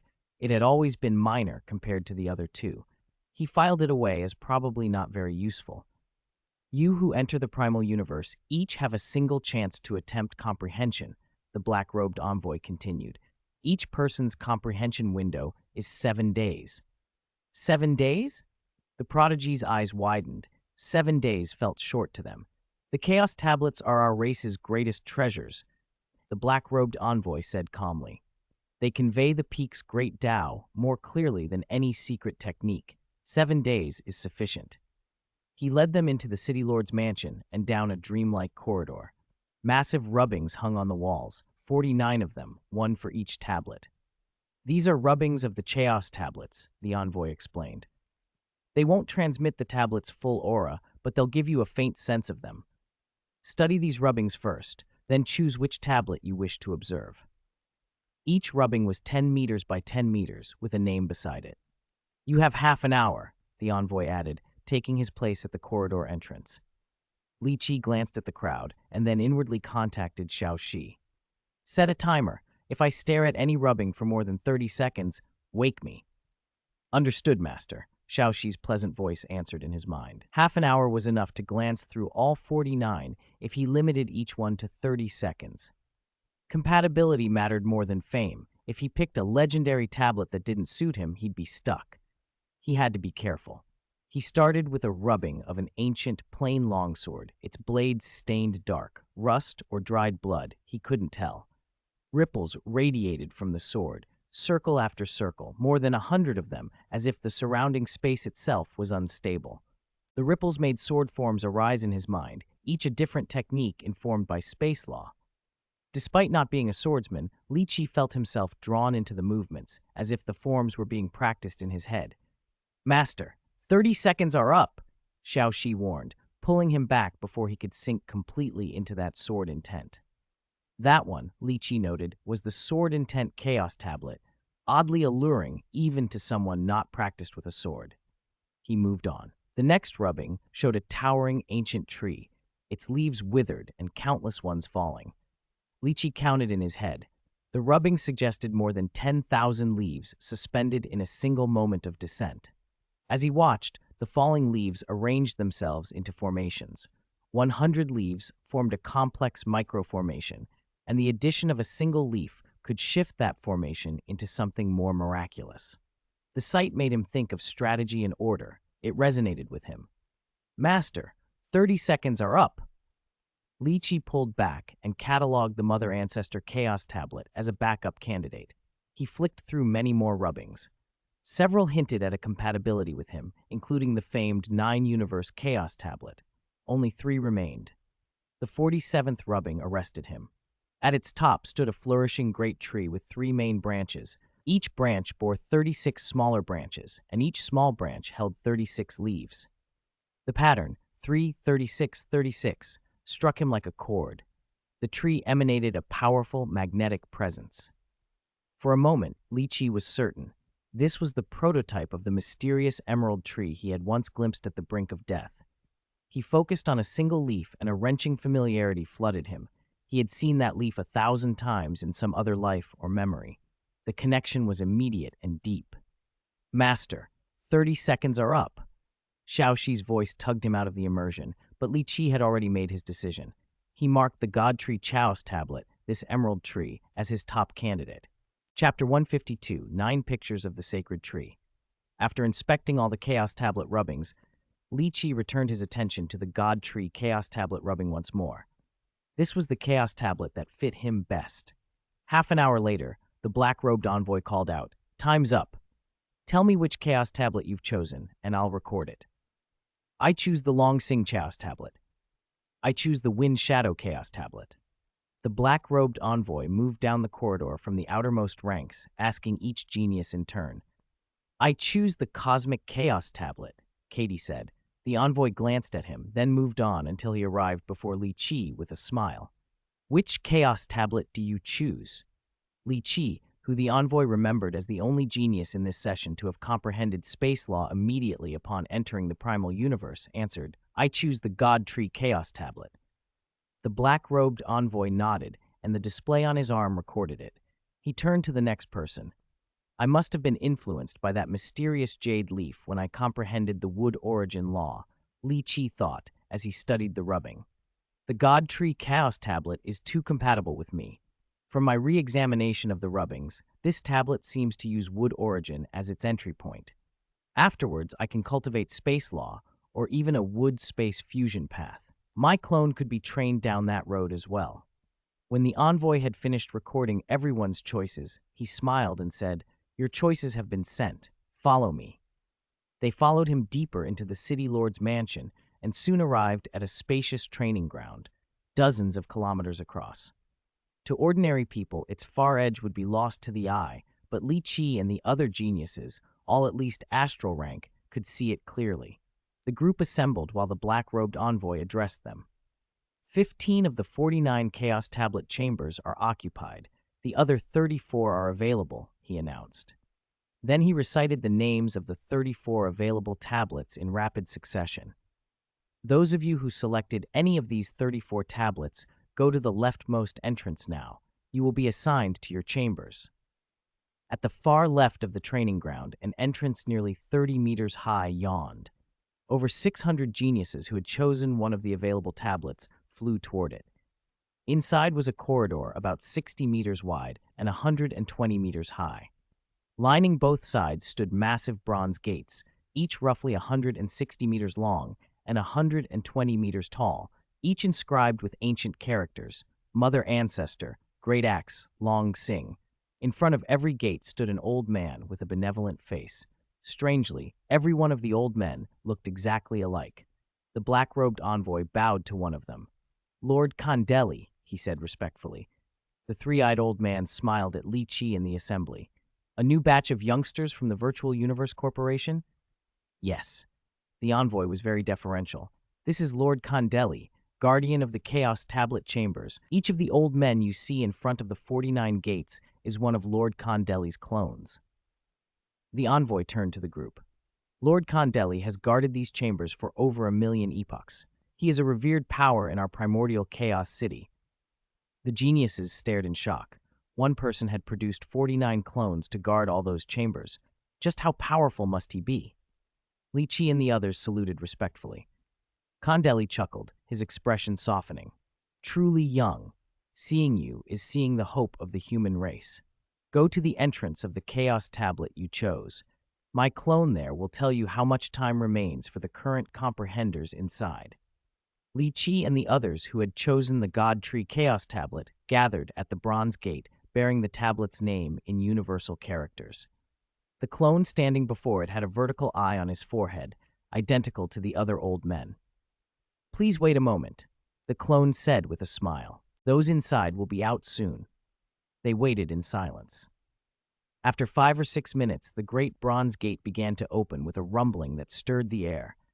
Chaotic currents spilled out, making it hard to see into the chamber. A deep voice echoed from within, "Come out now!" Figures tumbled from the maelstrom, staggering, clutching their heads, some lingering with reluctance as if they did not want to leave. In a short while, they were gone. The clone turned to the waiting young geniuses. "You may enter. The door will open again in 7 days. When it does, you must come out immediately. Understand?" "Understood," they replied. With a mix of apprehension and excitement, they stepped inside. The chamber was vast. Chaotic air swirled around a gigantic stone tablet, faintly revealing features through its eddies. Up close, Li Qi could make out the tablet clearly. It was 100 meters tall and nearly as wide, engraved with 9 illustrations. Along its edge, written in universal characters, was God Tree. The 9 illustrations matched the rubbing he had seen in the corridor, but they carried a different presence here, more vivid, more resonant. Because he had studied the rubbings, Li Qi recognized what each picture represented. The first illustration showed 9 leaves drifting on the wind. The second depicted 36 leaves scattered naturally, as if freshly fallen, much smaller than the leaves in the first image. The third showed a stunted sapling with 9 crooked branches and no leaves. The fourth presented a slightly healthier sapling with 36 normal branches, still bare. The fifth displayed a full-grown tree with 108 branches, all without leaves as if in midwinter. The sixth showed a towering giant tree with 3 massive limbs, each bearing 36 sub-branches, and still no leaves. The seventh depicted a thriving small sapling with 9 branches, each branch bearing a single leaf. The eighth showed an excellent young tree with 36 branches, each branch also carrying 1 leaf. The ninth and final illustration revealed a lush, mature tree with 3 great branches. Each of those supported 36 smaller branches, and each small branch bore 36 leaves. They stood before the stone tablet and its 9 paintings, the chaotic air humming around them as the chamber accepted its new occupants. Chapter 153, Exploration and Understanding Primal Universe Entrance. In a dim sky where chaotic currents drifted, a man in dark red battle armor with a scaled tail stood alone in the void realm, his presence undetected. His eyes were as calm as the boundless ocean, as endless as the starry vault. Time rippled backward, scenes rewound around him. Ships slipped out of the primal universe in reverse. Before long, a dark blue fish-shaped vessel swam into view. At the soft sound of his voice, the fish ship halted in its backward drift, and the scene froze. He flickered, like a shadow folding into itself, disappeared, and reappeared in the ship's main hall. In the suspended tableau, Li Qi turned his head to look toward the primordial Chaos City treasury. "It really is a resonance caused by a person," he murmured. "I should notify Junior Brother first." "No problem. As with the previous scan, his soul shows he's young, one of our human race." Li Qi leaned in, intrigued. "Life gene level 32? Yes, a life gene level of 32 is already a special classification, and he's awakened a unique ability, Source of Life. This young one can at best be called a mid to high level fortunate encounter. Primordial Chaos City Lord's Mansion, God Tree Chaos Tablet Cultivation Chamber." Li Qi had finished scanning the entire Chaos Tablet and had formed a preliminary understanding. The first 2 diagrams depicted 9 and 36 leaves, corresponding to 9 and 36 elemental natures of the wood origin law. The middle 4 diagrams, judging by his comprehension of space law, seemed to map space law, possibly the 108 essences of space law. The 6th diagram, however, eluded him. With his current spatial comprehension, he couldn't parse it. The 7th through 9th diagrams were far more complex. He could read the imagery, but not the deeper truths. He could only guess they represented the wood-space fusion laws. Having skimmed the 9 diagrams, Li Qi began to cultivate. With his grasp of the wood origin law, the first diagram confirmed that the 9 leaves tied to 9 essential natures, but cultivation revealed more. 9 leaves implied 9 essential natures and 9 concepts. As he focused, an azure wood thorn formed in his mind from 9 small vines of a green vine pillar. That thorn quivered and split, first into 2, then repeatedly until 5 and finally 9. Those 9 azure wood thorns recombined in his consciousness in countless ways, tenacious like wild grass, sprawling like vines. In all, there were 36 variations. The God Tree Chaos Tablet was truly a supreme treasure of the human race. The chi and laws within it could unconsciously guide anyone who cultivated it, which was why it was so coveted. Precisely because it was so precious, access was limited. First-time visitors to Primordial Chaos City were granted one opportunity to cultivate the tablet. After that, they had to rely on their own comprehension. Resources were scarce. Only true powerhouses could earn additional chances, and even then, each session was only 7 days. Deep inside the cultivation chamber, Li Qi lost himself in the first diagram and lost track of time. A distant rumble, then the bronze gate crashed open, but the cultivators inside remained entranced. Suddenly, a voice poured directly into every mind. "Everyone, come out! Everyone, come out!" The telepathic call repeated and amplified until it snapped everyone awake. The echoing in his skull made Li Qi clutch his head. People tumbled out, and the instant they crossed the threshold, the voice cut off, leaving a stunned relief in its wake. The cultivation time is up. Outside, Li Qi cast one reluctant glance back at the chamber. Chaotic currents swirled around the tablet, obscuring it. No wonder so many hesitated to leave. Bowing to Kandeli, the guardian at the entrance, Li Qi and the others departed. Other prodigies who had been cultivating during the same 7-day window also gathered in the plaza within the city lord's mansion. When all had assembled, a black-robed envoy spoke. "First, find a residence to be your cultivation dwelling for the next 30 years. Then you will enter the virtual universe and apply to enter the heavenly bridge."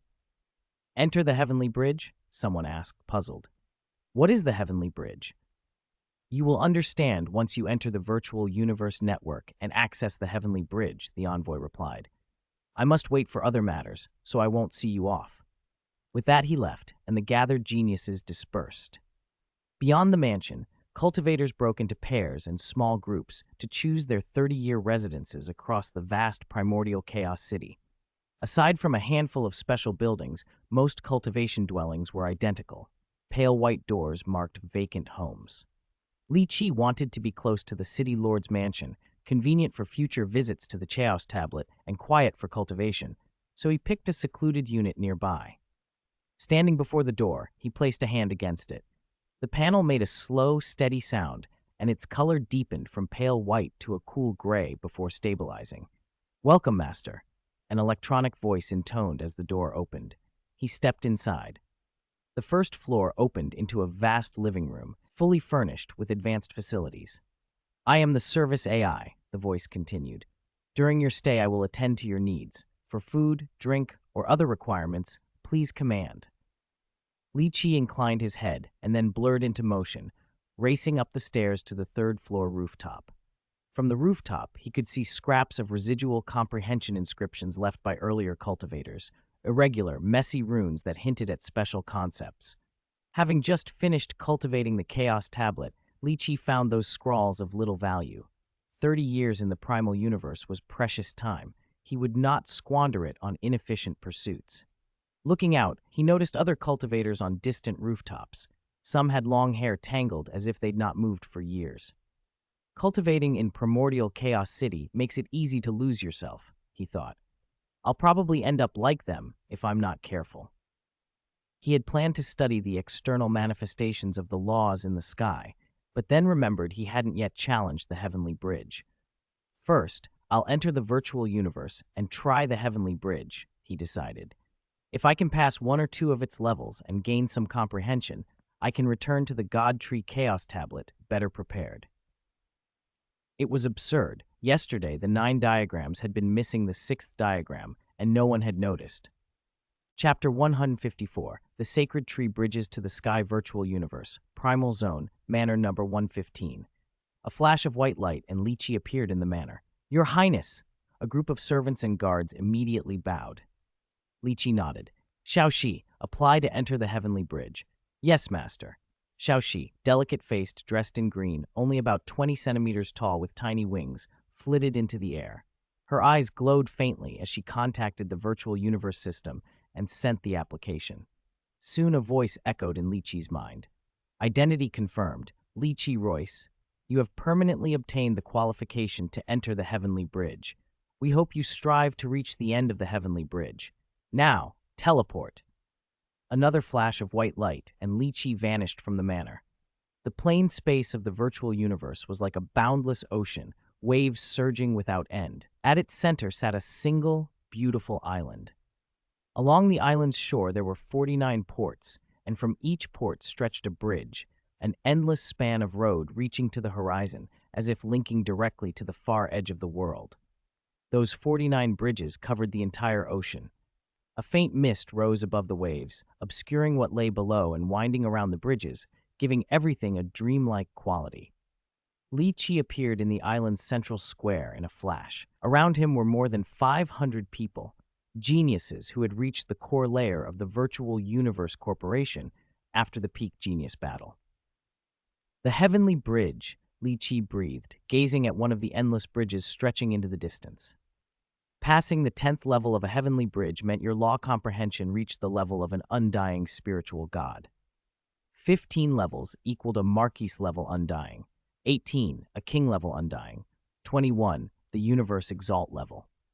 Each heavenly bridge had at least 21 levels, meaning that passing any one of them could propel you to the level of a universe exalt.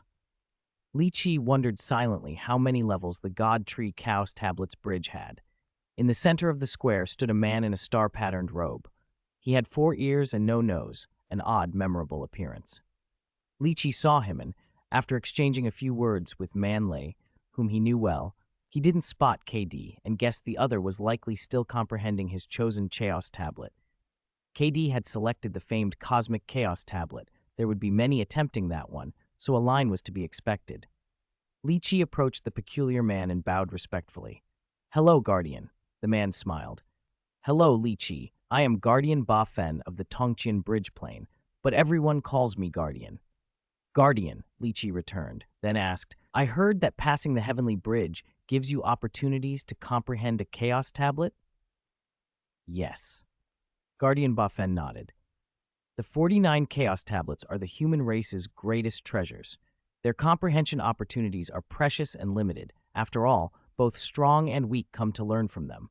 When someone enters the primal universe, they are granted one opportunity to comprehend a chaos tablet by our higher-ups.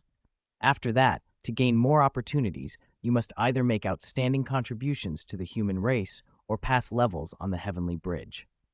He explained, each level you pass on a heavenly bridge grants you one chance to comprehend the corresponding chaos tablet.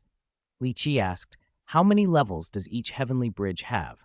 Each chaos tablet corresponds to a heavenly bridge, but the depth of the tablet determines how many levels its bridge has.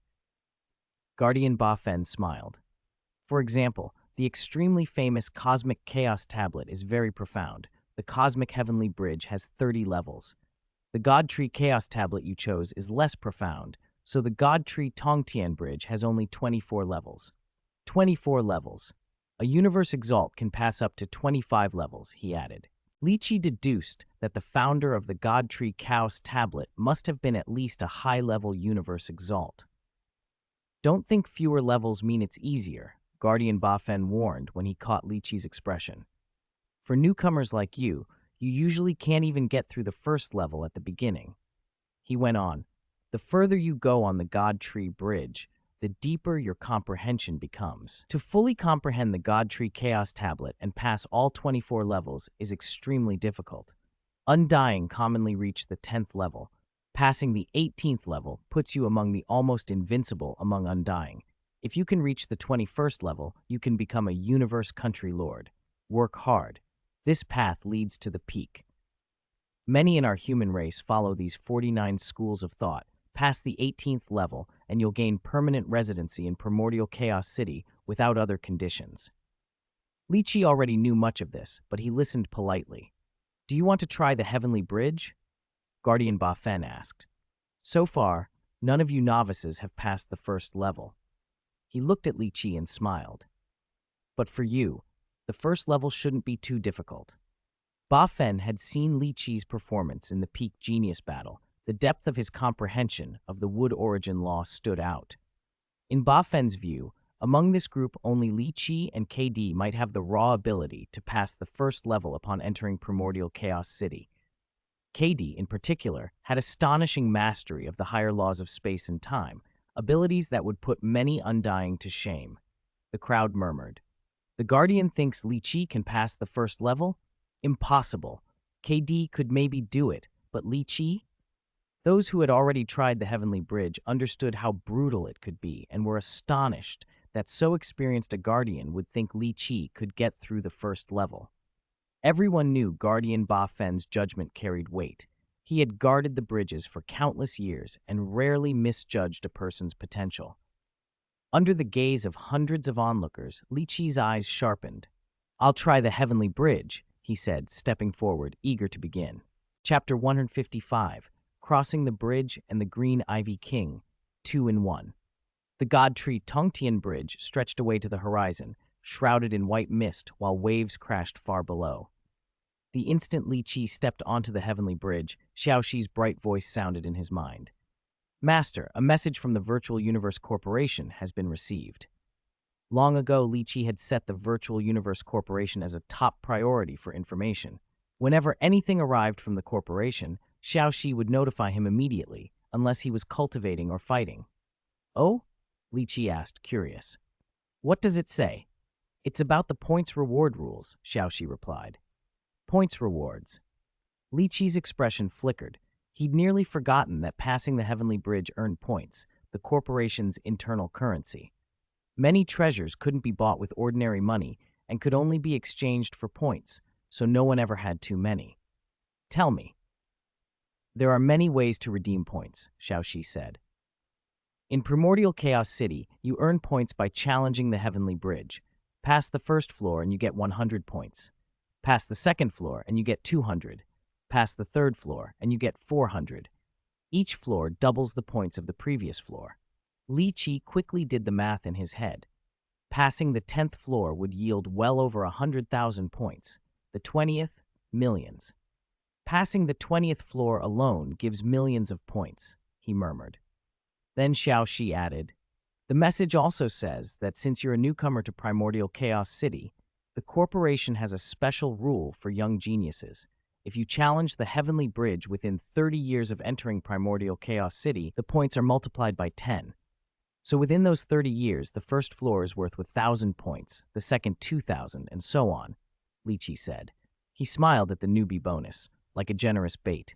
Xiaoxi continued, this tenfold reward only applies the first time you enter Primordial Chaos City. Li Qi nodded. No wonder the ostensibly poor Qianwu country lord could bestow on him a secret realm worth 1,000 points. Poverty among those ranks is relative. At the end of the first floor, a voice came from the mist. Choose your opponent, martial artist, controller, or illusionist. Defeat your opponent to pass the first floor. Li Qi stepped forward on the wind piercer and said, Controller.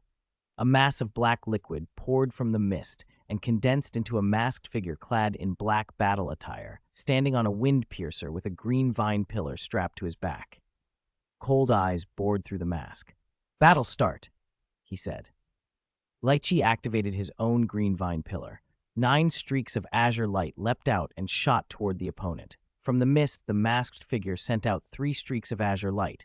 They moved as one, tightly coordinated. The 9 and the 3 struck and rang metal on metal. Li Qi's 9 coordinated perfectly and shredded the 3. Controlling the 9 with deft divine thought, Li Qi still had time to watch his opponent at leisure. Kill, the masked figure roared. Bluish-green threads erupted from the 3 azure wood thorns the masked figure had summoned. The 3 melded into a single gigantic azure wood thorn.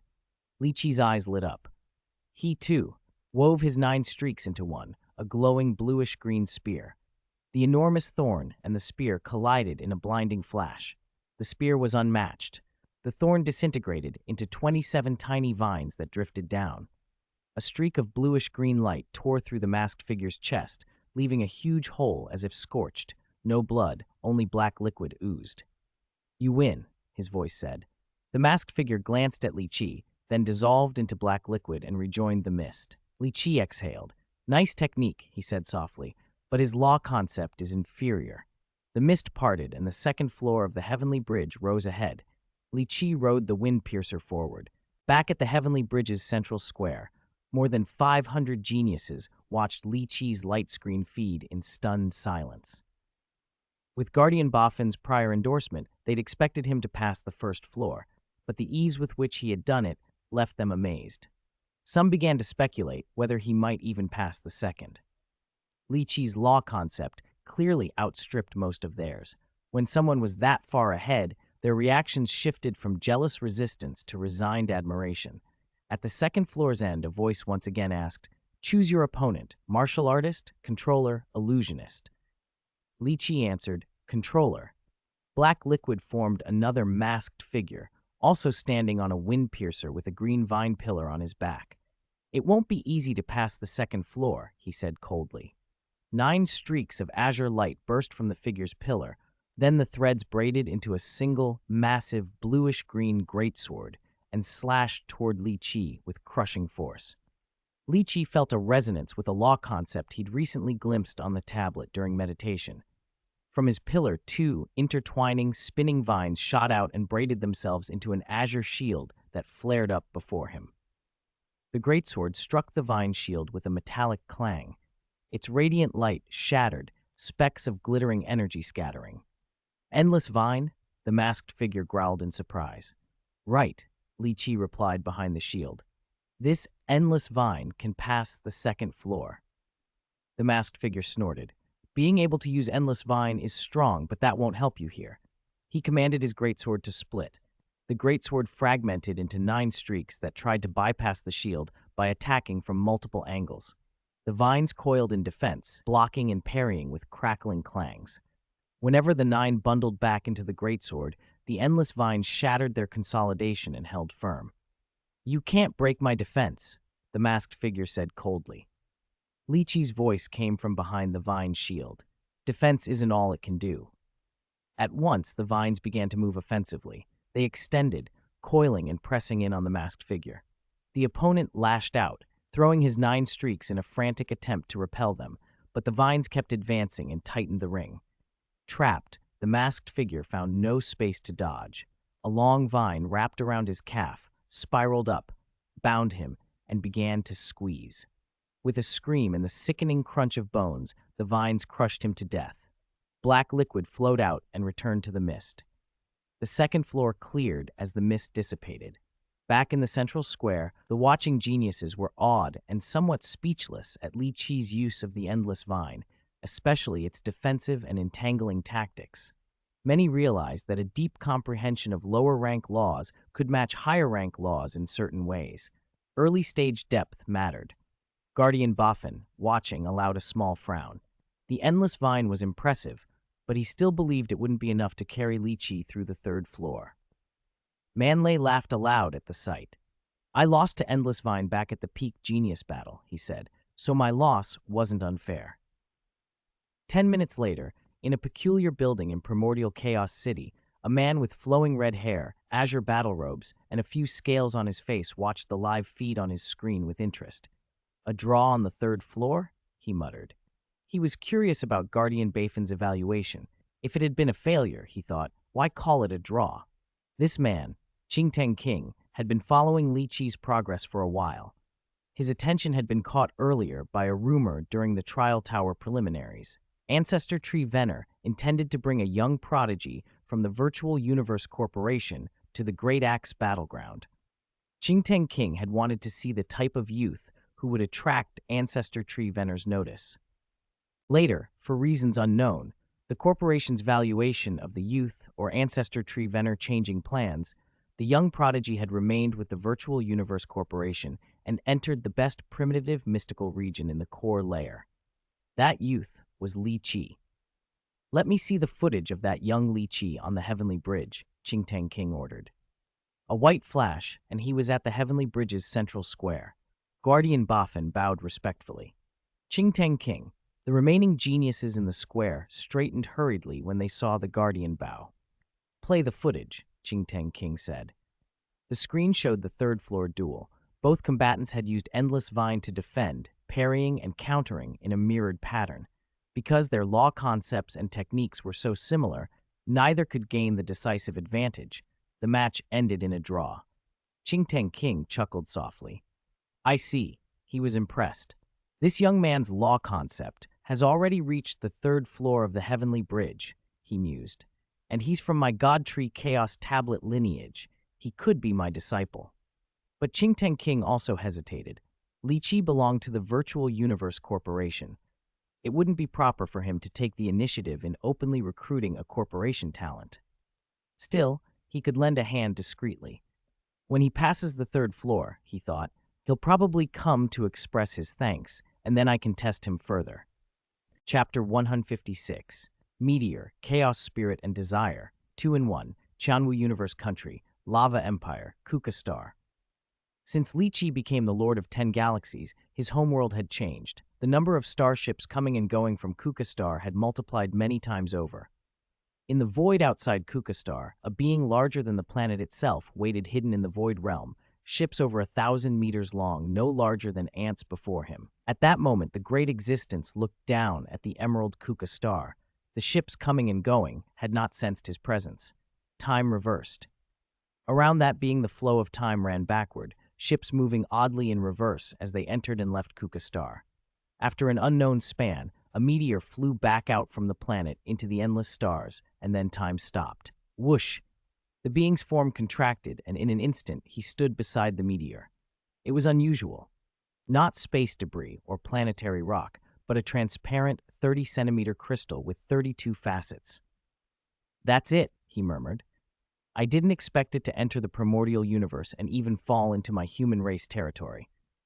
Primordial universe, primordial chaos city, inside a residence close to the city lord's mansion. I've reached universe rank. Li Qi felt the black holes in his sea of consciousness and Dantian and smiled inwardly. Once he broke through to universe rank, he could raise a clone.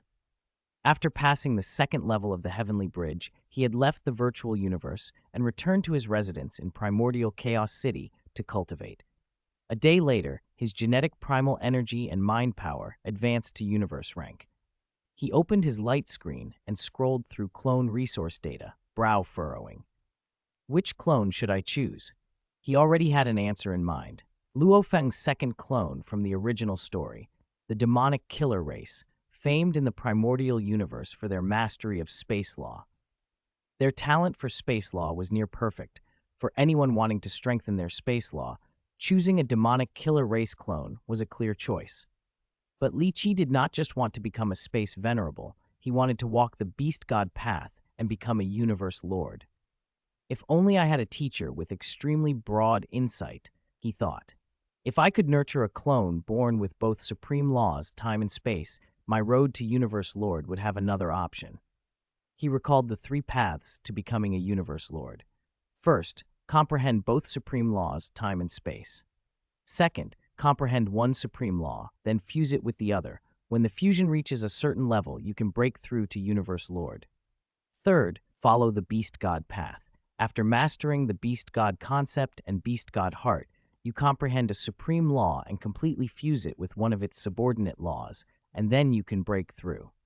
Of those 3, aside from the first, which requires understanding 2 supreme laws, the other 2 require only 1 supreme law.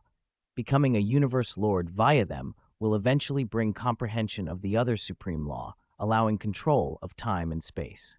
30 years in primordial chaos city are too precious to waste, Li Qi decided. I'll choose the demonic killer race clone to strengthen my space law talent. He opened the points exchange list and bought a large demonic killer race skin, spending over 1,000 points. The last treasure of primordial chaos city is outside the city, he thought. While the demonic killer clone resources haven't arrived, I can go check it out. He left his residence and headed for the city outskirts. The city walls of Primordial Chaos City stretched endlessly. The gates were open, and powerful figures came and went. Li Qi walked through the gate and paused, looking out over the vast wilderness shrouded in chaotic airflow. He turned his head and saw a colossal stone tablet to his left, its surface filled with dense characters in the universal common language. It described Primordial Chaos City's third treasure. The tablet's gist read, "Chaos True Spirit. In the universe's primal state, the primal universe gives rise to peculiar creatures called chaos beasts. They appear strange and vary in power. Each is naturally attuned to certain origin laws, some more, some less. Killing a chaos beast causes it to decompose into vast chaotic chi and an emerald green light spot, the beast's core. Chaos beasts have no souls, only this life spot, called the Chaos True Spirit. Absorbing a Chaos True Spirit directly integrates it into one's soul. The soul will undergo changes, becoming more compatible with universe space. The more compatible, the clearer the comprehension of universe origin. For a world lord to become undying requires a transformation of the soul's essence, but absorbing Chaos True Spirit only causes gradual, minor changes. It is ineffective for those already undying. Chaos True Spirit is only effective for those below undying." Li Qi's eyes brightened. Soul transformation, clearer law comprehension. What a find. Why wasn't this emphasized in the original story? He read further. Note 1. Undying are forbidden from attacking chaos beasts. Note 2. Chaos beasts are low in intelligence and have been divided by Primordial Chaos City's superpowerful into 3 zones. The inner zone, within about 2,000 kilometers of the city wall, is made up entirely of universe-rank chaos beasts. The middle zone, from 2,000 to 10,000 kilometers, contains territory lord-rank chaos beasts. The outermost zone contains world lord-rank chaos beasts. Chaos beasts range in strength from universe rank to world lord rank. If an undying rank chaos beast appears, Primordial Chaos City will dispatch forces to eliminate it. Note 3. Territory lord rank cultivators may only hunt in the middle zone and are forbidden from entering the inner zone. World lords may only hunt in the outer zone and are prohibited from entering the inner and middle zones. I'd better ask someone, Li Qi murmured. He summoned his light screen and contacted Manli, with whom he was friendly. Are you outside the East City? Wait for me. Manli closed his screen and soon flew over from outside the city. He landed and greeted Li Qi. Are you planning to hunt chaos beasts? I'm thinking about it, Li Qi said. The stone tablet says Chaos True Spirit can transform the soul and improve law comprehension.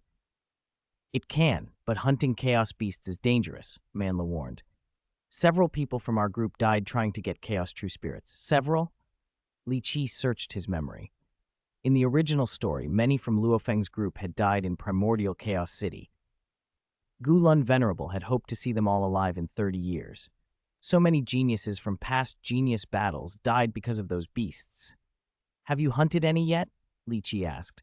Just one. It was incredibly difficult, Manlei said gravely. Our group all received bonuses and Hunyuan units from the Virtual Universe Corporation, points we could exchange for goodies.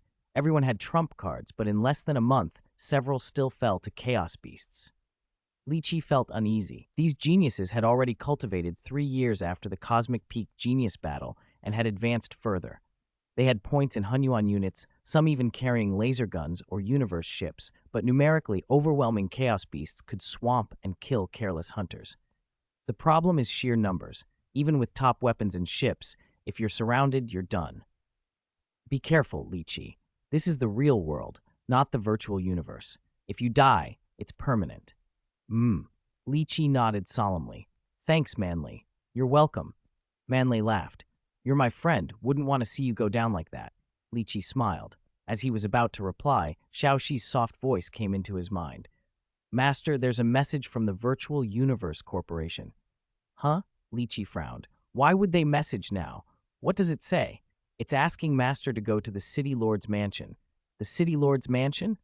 Manli's eyes widened. Could a Universe Country Lord want to take you as a disciple? Probably not, Li Qi said. I hadn't comprehended space law during the Cosmic Peak Genius Battle. A Universe Country Lord likely wouldn't notice me. You never know. Manla sounded envious. This morning, the Virtual Universe Corporation sent KD to the City Lord's mansion. Word is he was taken as a disciple by Guyi Venerable. Guyi Venerable? The name rang a bell for Li Qi, though he couldn't place it. Wasn't KD supposed to become a disciple of Primordial Chaos City Lord? How did Guyi Venerable get involved? No one's sure, just rumors, Manlei admitted. But KD passed the 4th level of the Heavenly Bridge this morning. Given that, it's very possible a great existence of Universe Country Lord rank would take him. KD passed the 4th level. Li Qi was surprised. When did that happen? Just this morning, Manlei said. You didn't hear? I didn't. I just broke through to Universe rank today and am heading to hunt Chaos Beasts. I see. Manlei patted Li Qi's shoulder. You'll have to work hard. KD's law comprehension has already reached the 5th level of the Heavenly Bridge. If not for his slightly lacking secret techniques, he might have passed the 5th level today.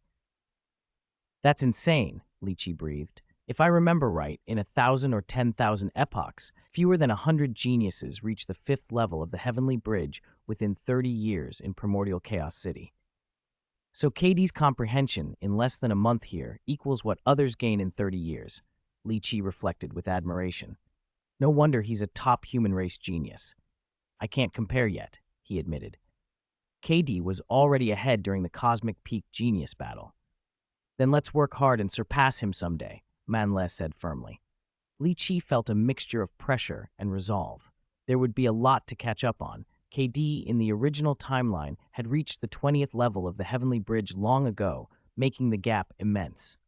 I'm going to the City Lord's mansion, Li Qi said, setting aside distractions. Be careful out there. Don't worry, I'm cautious, Manlei replied with a laugh. Li Qi nodded and flew toward the City Lord's mansion. Inside the City Lord's mansion, great existences gathered around an ancient stone table, each radiating a terrifying aura. One of them, a man clad in dark red battle armor with 2 fiery horns on his brow, strange markings on his face, and a scaled tail, was Primordial Chaos City Lord. Opposite him sat a handsome silver-haired man with white at his temples, a battle sword slung across his back. Ancient, blood-stained armor clung to him, and a cold, unapproachable aura emanated from him. Junior brother, have you investigated that young man's hometown? The City Lord asked. I have, the silver-haired man replied. It's confirmed to be the legacy crystal that went missing when Guna Master self-destructed. What do you intend to do? The City Lord asked. Take him as a named disciple first, the silver-haired man said. That's hasty. The City Lord didn't approve at once. As long as we can obtain the legacy, even if it cannot be shared, it can cultivate a top powerhouse for our human race, the silver-haired man said indifferently. The City Lord nodded. Indeed, Guna Master, only peak 3rd-tier strength, could burst to 5th-tier combat power briefly. The legacy inside that crystal is not simple. Ancient inheritances are never simple. The silver-haired man flicked his fingers and produced an irregular fiery red crystal in his palm. This legacy crystal comes from one of the 3 great forbidden lands, Liuchong Mountain. At the sight of that fiery red jagged crystal, Li Qi, still flying toward the mansion, felt his expression change. A powerful attracting force radiated from the City Lord's mansion. His soul and genes seemed to boil. That pull made him tremble with an irresistible craving, a desire to see, touch, and possess the source of that summons. From now on, basic updates will be combined, and bonus chapters will be separate 2,000-character editions. Chapter 157, Ice Peak and 9-turn Yuanzhong Primal Universe, Primordial Chaos City. The outer gate of the City Lord's mansion always stood open. People came and went without pause. Drawn by a powerful summons, Li Qi arrived at the mansion and glanced up at the 3 imposing characters, City Lord's mansion, that made his spirit tilt. This visit was different from his earlier trip to study the Chaos Tablet. Responding to a summons from the Virtual Universe Corporation, he had been invited into the inner mansion. Unlike the ever-open outer mansion, the inner mansion was tightly guarded. Every sentry visible at a glance was an undying spiritual god. No trespassing in the inner mansion. Those who defy the order will be killed without mercy. Before he could step forward, 2 cold-faced, undying spiritual god guards planted their long spears with a clang, barring his way. To those 2, guarding the gate to the Primordial Chaos City Lord was a point of pride. The City Lord here was the top power within the Virtual Universe Corporation. a figure above nearly all others. Ranks like undying spiritual god fought for the privilege to stand at such gates. Even universe exalts who arrived for visits could not expect any special face. A young man like Li Qi would typically be given no audience at all. "I am Li Qi Royce," he said respectfully. "I was summoned here by the Virtual Universe Corporation." At that, the guards' coldness thawed a fraction, and their eyes softened. They had seen many youths come at the corporation's request. Many had been taken as disciples by universe exalts. Even when that happened, the exalts usually conducted the introductions in special parts of the outer mansion, not inside the inner mansion. Curious, other guards glanced over to get a look at the youth the corporation had called. One guard of clearly higher rank showed a faint smile and said, "Wait a moment, I will report." A short while later he returned, raised his hand, and said, "Enter. Lingtu Venerable is waiting for you inside." "Enter?" The other guards exchanged incredulous whispers. It was almost unheard of for anyone short of a territory lord or world lord to be summoned into the inner mansion. This place was where the primordial Chaos City Lord resided. Inside the inner mansion, Li Qi followed a broad corridor until they reached a plaza paved with chaos rock. At a distance stood a man in gray battle attire, 4 ears, no eyebrows or hair, smooth skin, wearing a faint smile. Li Qi felt the space around the man being suppressed. No spatial fluctuations or law traces were detectable. He thought to himself, "This must be a space venerable." He walked toward the 4-eared elder. "I am Lingtu Venerable. My teacher sent for you," the elder said. "Greetings, Lingtu Venerable," Li Qi saluted. Lingtu Venerable smiled faintly. "Follow me. Teacher is waiting." Li Qi bowed and followed. They soon entered a garden of a few thousand square kilometers planted with flowers, grasses, and trees. In the center sat a simple stone table surrounded by 4 stone stools. A silver-haired man occupied one of the stools. "Teacher," Lingtu Venerable saluted deeply as he entered. "I have brought Li Qi." Li Qi kept his head bowed, not daring to look up as he waited for the great being to speak. The silver-haired man acknowledged him with a nod. "You may step out." "Yes." Lingtu Venerable bowed again and left Li Qi's side. After a moment, a faint voice asked, "Li Qi Royce?" "Here," Li Qi answered respectfully. "Look up," the voice instructed. Li Qi lifted his eyes and saw a silver-haired man in front of the table. His temples were streaked with gray. He was handsome but cold, a battle sword on his back, wearing ancient armor stained with blood. He radiated an unapproachable chill. The spot where he sat seemed isolated by time and space, as if 2 time streams coexisted there. The cold assaulted Li Qi, so sharp his thoughts dulled, and he quickly bowed his head again. Not the primordial Chaos City Lord, Li Qi realized at once. Silver hair, that piercing cold. Could it be? In his mind, the answer came. He is the Ice Peak Lord. The Ice Peak Lord, one of the 5 universe lords of the Virtual Universe Corporation, possessed peak Tier 4 combat power, among the highest for universe lords and surpassed only by Tier 5 and the extremely rare Tier 6. "I am the Ice Peak Lord," the silver-haired man said, confirming Li Qi's judgment. "Greetings, Ice Peak Lord," Li Qi replied, still wondering why the Ice Peak Lord wanted to meet him. Suddenly, Li Qi's mind was struck by a booming pull. His soul and genes felt as if they were boiling. An irresistible craving surged through him. His body trembled. He gritted his teeth and held his will steady. He recognized the direction of the pull. It came from the Ice Peak Lord. "You felt it, didn't you?" the Ice Peak Lord said indifferently. "It's calling you." Li Qi looked up and saw the Ice Peak Lord holding a fiery red crystal. The calling that had shaken him flowed from that crystal. The crystal trembled and strained as if trying to break free and race toward Li Qi. The Ice Peak Lord loosened his fingers. The crystal shot forward like a meteor, and before Li Qi could control himself, his hands opened, and he caught it. The moment the crystal touched him, Li Qi's mind reeled. Ancient, mysterious whispers echoed in his head. Images and knowledge poured in. He could not read the characters, and yet he understood. The words, 9 revolutions Yuan heavy body refining method, were imprinted into his consciousness, and foundational content, previously incomplete because he had just entered the primal universe, now expanded with additional text he still could not fully decipher, but could comprehend in meaning. 9 revolutions Yuan heavy body refining method. First stage, requires 32 times gene level to cultivate. After success, gene level reaches 128 times, limited to universe rank. Second stage requires 128 times gene level to cultivate. After success, gene level reaches 512, limited to territory lord rank. Third stage requires 512 times gene level to cultivate. After success, gene level reaches 248 times, limited to world lord rank.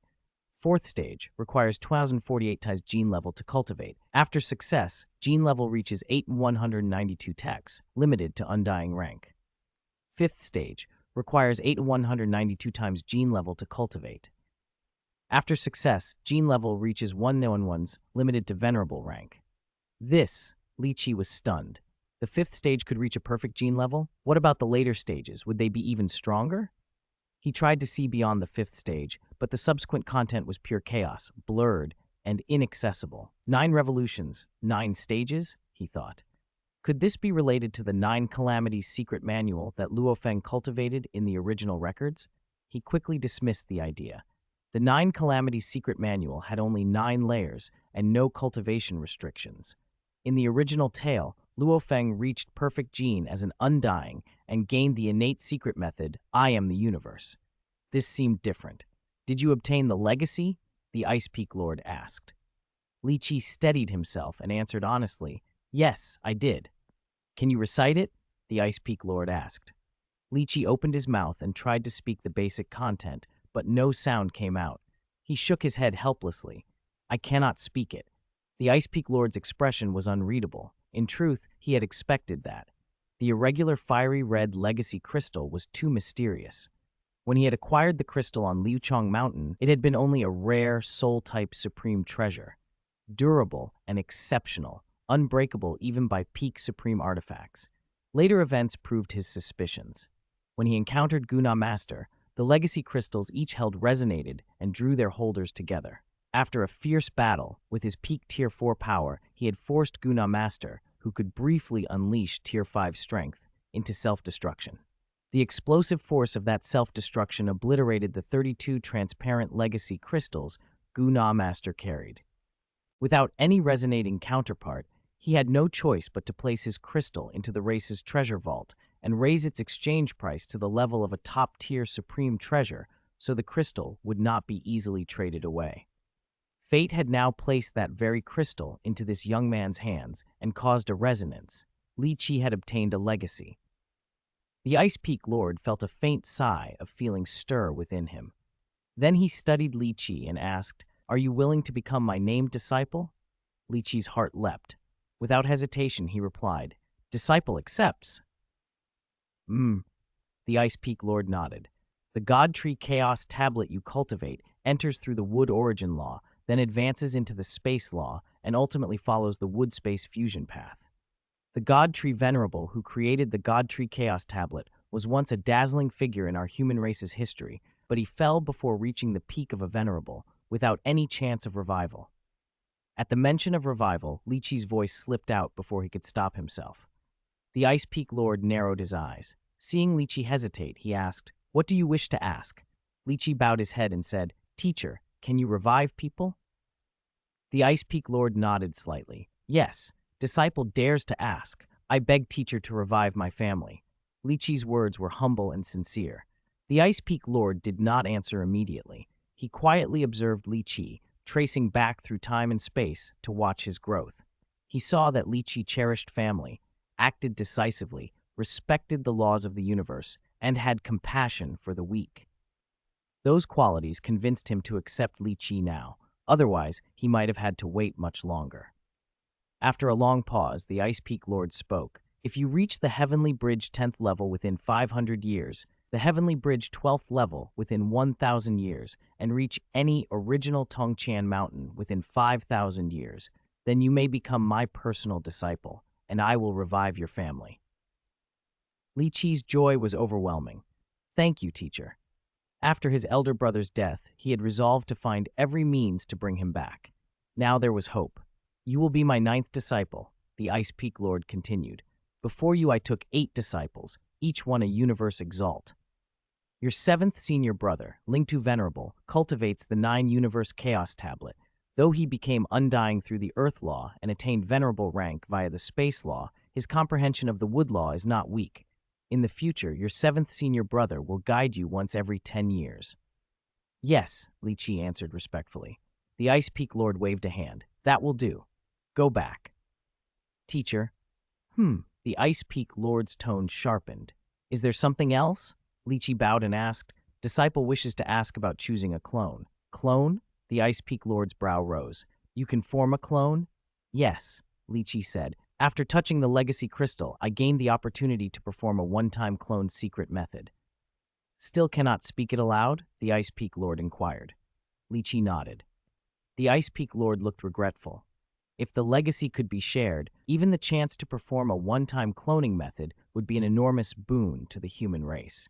Clones could improve talent and serve as powerful, life-saving fail-safes.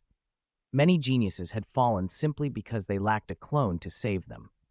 After a moment of thought, the Ice Peak Lord said, Given your situation, I will offer 3 suggestions for conceiving a clone. Chapter 158, 3 Suggestions and the Gayu Ancient Tree. According to your record, you have 1 chance to use the clone technique, Ice Peak Lord said. 1 chance means you can only use it once, so you can't take unnecessary risks. After investigation, your life gene multiplier is 32 times. Any clone you choose to create should be at most 32 times as well. Li Qi listened closely. Ever since the 9 Revolutions Yuan heavy body refining method had been updated, he had no intention of squandering his single clone opportunity casually. He'd already gained a clone chance when the basic chapter reached perfection, and later, the official chapter raised his life gene level. The basic chapter had come first, the official chapter after. In the original story, Luo Feng's mortal body had died countless times while first cultivating the 9 Calamities manual. Without a clone to save him, he would have perished irretrievably. Clearly, the life gene increase from the official version made cultivation much more dangerous. Without a clone as a safety net, the chance of death during cultivation was very high.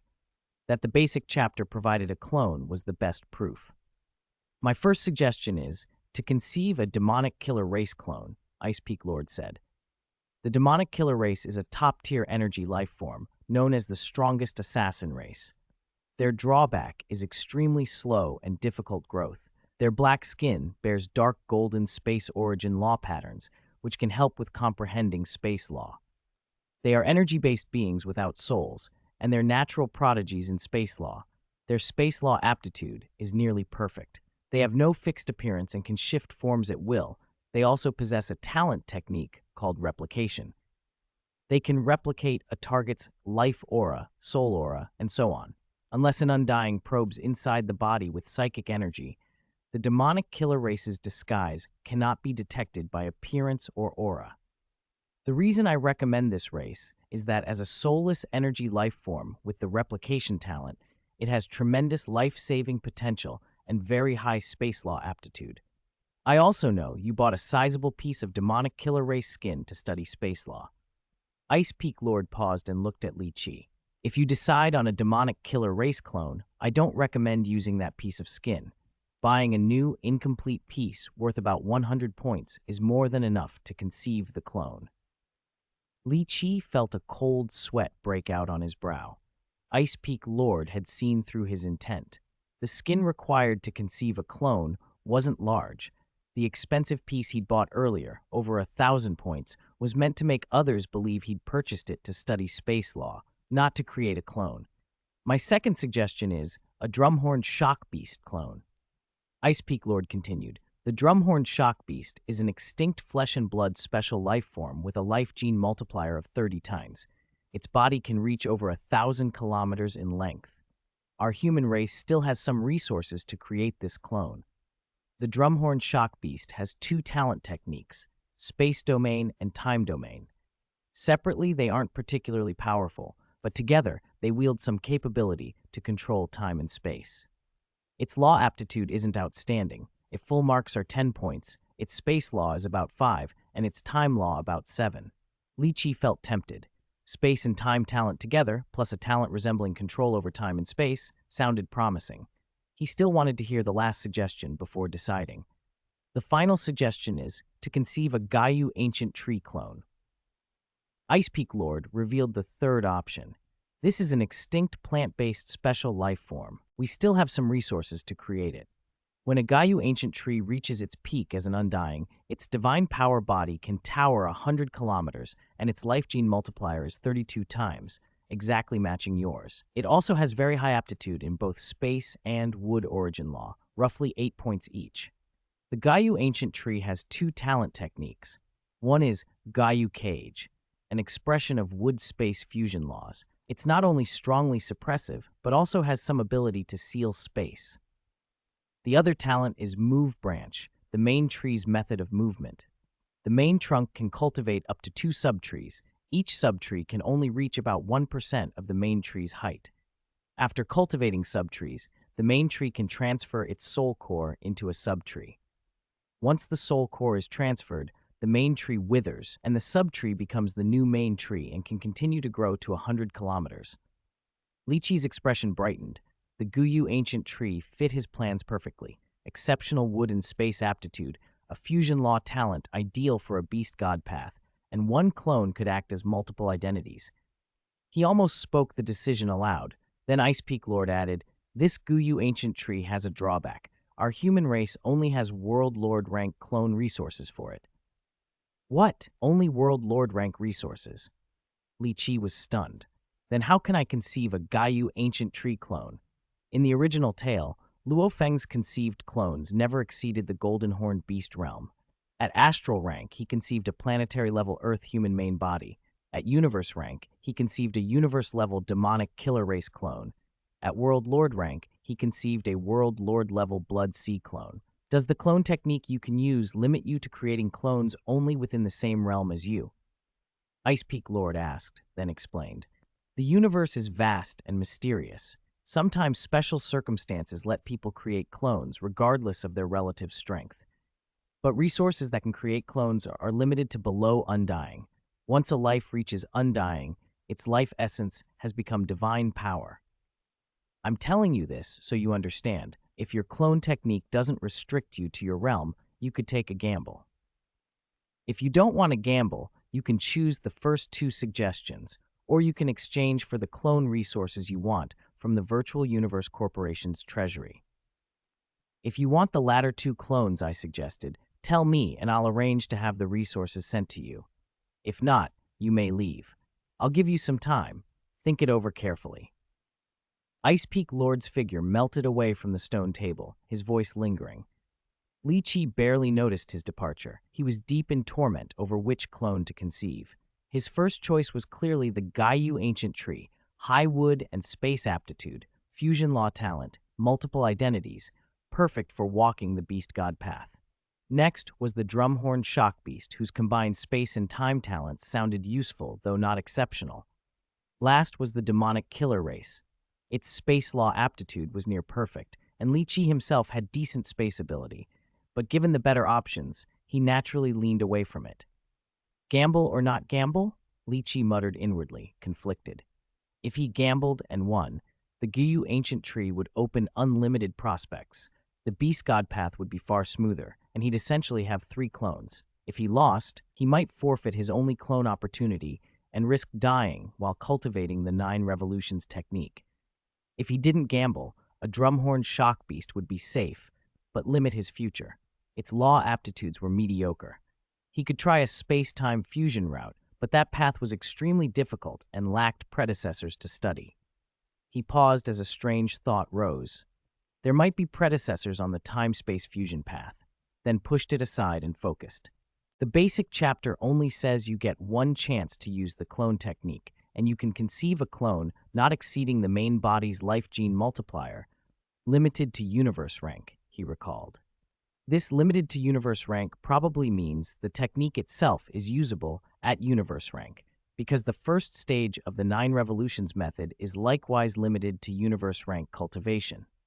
If that's true, then the clone resources the technique can use might not be strictly limited to universe rank. All right, gamble. Lychee ground his teeth and decided. If I win, my future is unlimited and my chances of becoming a universe lord rise dramatically. If I lose, at worst, I'll attach myself to Luo Feng and invest in him without hampering his growth. I should at least secure a Holy Land spot, Becoming a universe lord later still might be possible. No sooner had he made up his mind than Ice Peak Lord reappeared at the stone table and asked, "What is your decision?" Li Qi bowed respectfully. "Teacher, I choose the Gaiyu ancient tree." Ice Peak Lord was not surprised. He had watched Li Qi's development and knew him to be cautious yet decisive.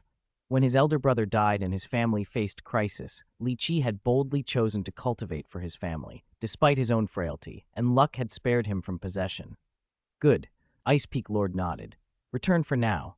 I will have someone send the Gaiyu ancient tree clone resources to your residence in Primordial Chaos City as soon as possible." "Thank you, teacher." Li Qi bowed again. Disciple takes his leave. As he stepped out of the courtyard, he ran into his 7th senior brother, Lingtu Venerable. Lingtu had 4 ears, smooth skin, no hair or eyebrows, and wore gray battle robes. He smiled at Li Qi from a short distance. 7th senior brother, Li Qi greeted respectfully. Although they were both disciples of Ice Peak Lord, Lingtu Venerable's strength was far greater, so Li Qi kept the proper deference due a universe exalt. "Teacher asked me to guide you once every 10 years for the next 5,000 years, Lingtu Venerable said with a smile. "Today is the first. If you have any doubts about law comprehension, speak them." Li Qi voiced his confusions about wood origin law and space law. Lingtu Venerable explained them clearly, resolving Li Qi's doubts quickly and to great benefit. Afterward, Lingtu asked, "What secret technique are you cultivating now?" "Reporting, 7th senior brother, the green vine cannon created by Qingteng King," Li Qi replied. "It's a good introductory method in the God Tree Chaos Tablet lineage." Lingtu nodded. "That canon mainly covers wood origin law. Its later space law explanations aren't deep. I suggest that after you pass the 6th level of the Heavenly Bridge, you exchange for either God Tree True Understanding or the Time and Space essay to major in space law." God Tree True Understanding was created by God Tree Venerable. Apart from its first chapter, which covers wood origin law, the remaining 7 volumes explain space law and more profound wood-space fusion laws. The Time and Space essay was written by the founder of the 9-universe Chaos Tablet. The first 6 volumes explain space law. You can exchange for the initial volumes just for reference. The exchange cost for these 2 is high, Lingtu warned, but they can be exchanged by volume, so you don't have to buy everything at once. "Thank you for your guidance, 7th senior brother," Li Qi said, making up his mind. He planned to exchange for the first 2 volumes of God Tree True Understanding and the first volume of the Time and Space essay, then compare which produced better cultivation results before proceeding. "Any other questions?" Lingtu asked. "No," Li Qi shook his head, then added, "I'd like to ask a small favor." "Speak," Lingtu said. "I come from the primitive mystical region, so I can apply for an undying spiritual god to be my mentor and station them at my primal zone manor. I want a teacher skilled in claw techniques to guide me in claw methods, movement, and amplitude. Could you help me find someone to be stationed there?" Lingtu sent a thread of his will into the virtual universe, then asked with mild surprise, "You haven't applied for an undying mentor before?" "No," Li Qi admitted. "Isn't that assigned by the Virtual Universe Corporation?" "Undying mentors must be applied for by the disciple," Lingtu said, shaking his head with some feeling. "It's rare to reach this point under the guidance of only a world lord." After a moment's thought, he said, "Go back and apply to the Virtual Universe Corporation for Guju Marquis Beku to serve as your undying mentor." "Thank you, 7th senior brother," Li Qi bowed. "If that's all, go home and digest what you've learned," Lingtu said. Li Qi nodded and left. Lingtu Venerable watched him go and sighed. "This junior of mine is formidable. He's gotten this far under nothing more than an ordinary world lord's guidance." Once Li Qi departed, the primordial Chaos City Lord entered the courtyard and sat opposite Ice Peak Lord. He studied Li Qi's retreating form for a long moment before saying thoughtfully, "That young man is hiding something." "It's normal to have secrets," Ice Peak Lord said casually. "Besides, his legacy comes from an ancient civilization and is bound by primordial universe rules. It can't be shared." Primordial Chaos City Lord only nodded. True enough, who doesn't keep a few small secrets? Keeping things hidden was common across the universe. As long as it didn't violate a race's fundamental bottom line, a little secrecy and a questionable heart nature were tolerated. That fiery red legacy crystal was enigmatic. Primordial Chaos City Lord had examined it thoroughly and got nothing unusual. It was an irregular, fiery red crystal, an ordinary soul-type supreme treasure, notable only for its durability. If he hadn't trusted his junior brother, Ice Peak Lord, he would never have raised its exchange value and waited for Li Qi to resonate and obtain the legacy. "I think that boy's background made him more cautious," Ice Peak Lord observed. "The heart nature assessment still needs to be carried out," Primordial Chaos City Lord added. They both agreed. The heart nature assessment was a mandatory step after the Virtual Universe Corporation's systematic training of geniuses. It would determine the corporation's future cultivation plan for the student, and neither wanted to break the rules. "Heart nature is crucial," Primordial Chaos City Lord said with feeling. Recently, Emperor Yan clashed with a Universe Lord within the Great Alliance.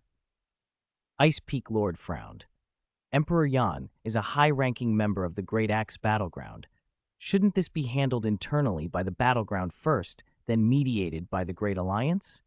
He had little respect for Emperor Yan or the Yan God clan.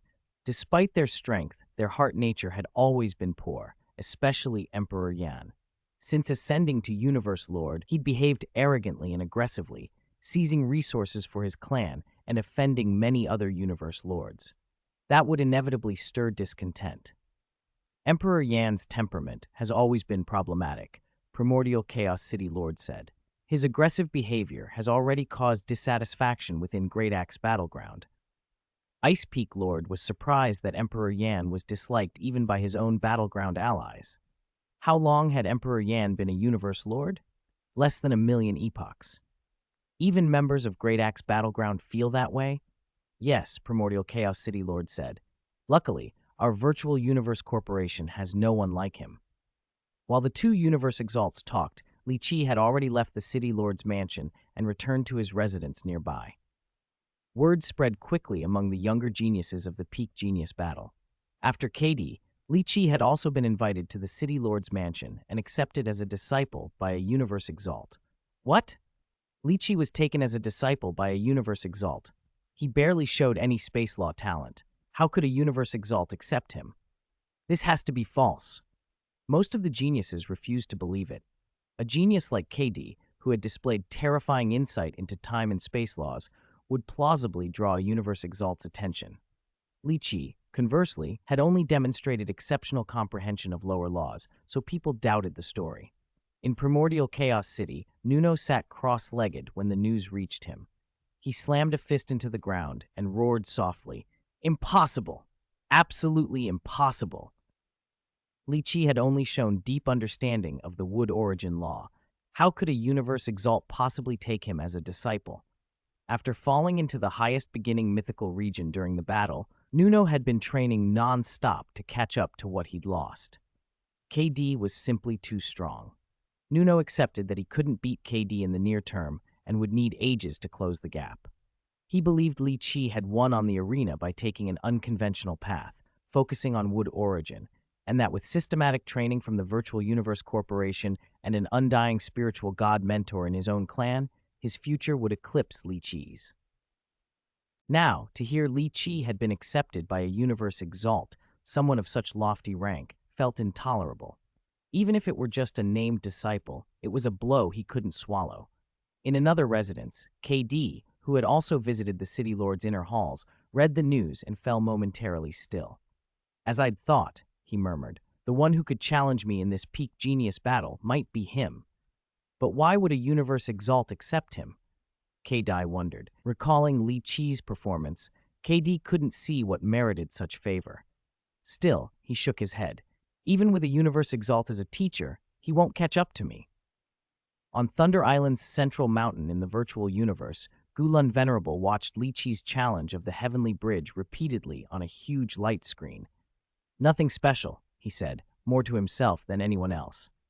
He scrutinized every detail, but couldn't find the brilliance others claimed. Li Qi's comprehension was clearly of a low-level law, and his use of the common green vine pillar was ordinary. Why would a Universe Exalt take interest? Could there be something about him I haven't seen? Gulun Venerable wondered. As a newly ascended Universe Exalt, he was humble and eager to learn from his seniors. Learning that a fellow Universe Exalt had taken Li Qi as a disciple made him study the footage even harder, but he still found nothing. He sighed. Those who become Universe Exalts truly are not simple. I still have much to learn. Outside Primordial Chaos City, an E-grade spaceship streaked across the sky, pursued by a pack of chaotic beasts. Inside the lounge, Manley laughed into the holographic projections around him. Think you can catch my ship? Ridiculous. He'd received an email earlier and now opened his inbox. Most messages were from fellow geniuses from the competition. One made him exclaim, Li Qi really was accepted by a Universe Exalt. He wasn't confident before, and it turned out the same as KD, Manley admitted with envy. I wish I could be accepted by one of those people too. He read more messages and muttered, These guys are obsessed with Li Qi. They're asking me to verify it since I know him. He decided he'd call Li Qi directly. If Li Qi wanted it kept secret, he'd respect that. Back at his residence, Li Qi had just submitted an application to the virtual universe to ask Guju Marquis Beikuku to be his undying mentor for his Primal Zone estate. He'd been thinking of going to the rooftop to observe the external laws of the primal universe when Manley's video call came through. Manley? Li Qi answered. Manley appeared with the outskirts of Primordial Chaos City behind him. Still outside the city, he laughed. I just hunted a chaos beast and had to leap into my ship when a pack chased me. Li Qi asked why he'd called. Those guys emailed me saying you were accepted as a disciple by a Universe Exalt. Everyone wants me to confirm it with you. They probably don't believe it, Manley said. Can you say anything? Li Qi nodded. A Universe Exalt will guide my cultivation in the future, but their time is precious. My instruction sessions will be infrequent and short. He couldn't say Ice Peak Lord specifically. If the truth spread, rival races would place a much larger bounty on him. Becoming a disciple of a Universe Exalt still attracted attention, but far less than being taken as a disciple of a Universe Lord. KD's public display alone would put him high on enemy kill lists. Li Qi preferred to keep a lower profile for now. That's incredible, Manley said with admiration. You and KD, two disciples of Universe Exalts from our batch on the same day. That alone makes our group stand out. Li Qi only smiled. If he had said he was a named disciple of a Universe Lord and KD was suspected of the same, Manley would have been stunned. Can I tell them you've been accepted? Manley asked. Yes, Li Qi agreed. Manley laughed and ended the call. I'll reply to them now. They'll be frustrated for a while. Li Qi went to the rooftop to meditate and digest the doubts. Seventh Senior Brother Lingtu Venerable had answered. He hoped further comprehension of the wood origin and space laws would come from reflection and from the Guyu ancient tree clone resources he was still waiting to arrive and assimilate. Manley, true to his word, mass emailed their batch to confirm the news. Shock spread anew. Li Qi had really been accepted by a Universe Exalt. Those who doubted had to swallow it. An hour or two later, the Fox Clan illusionist Faye finally heard. She bit her lip, furious and resentful.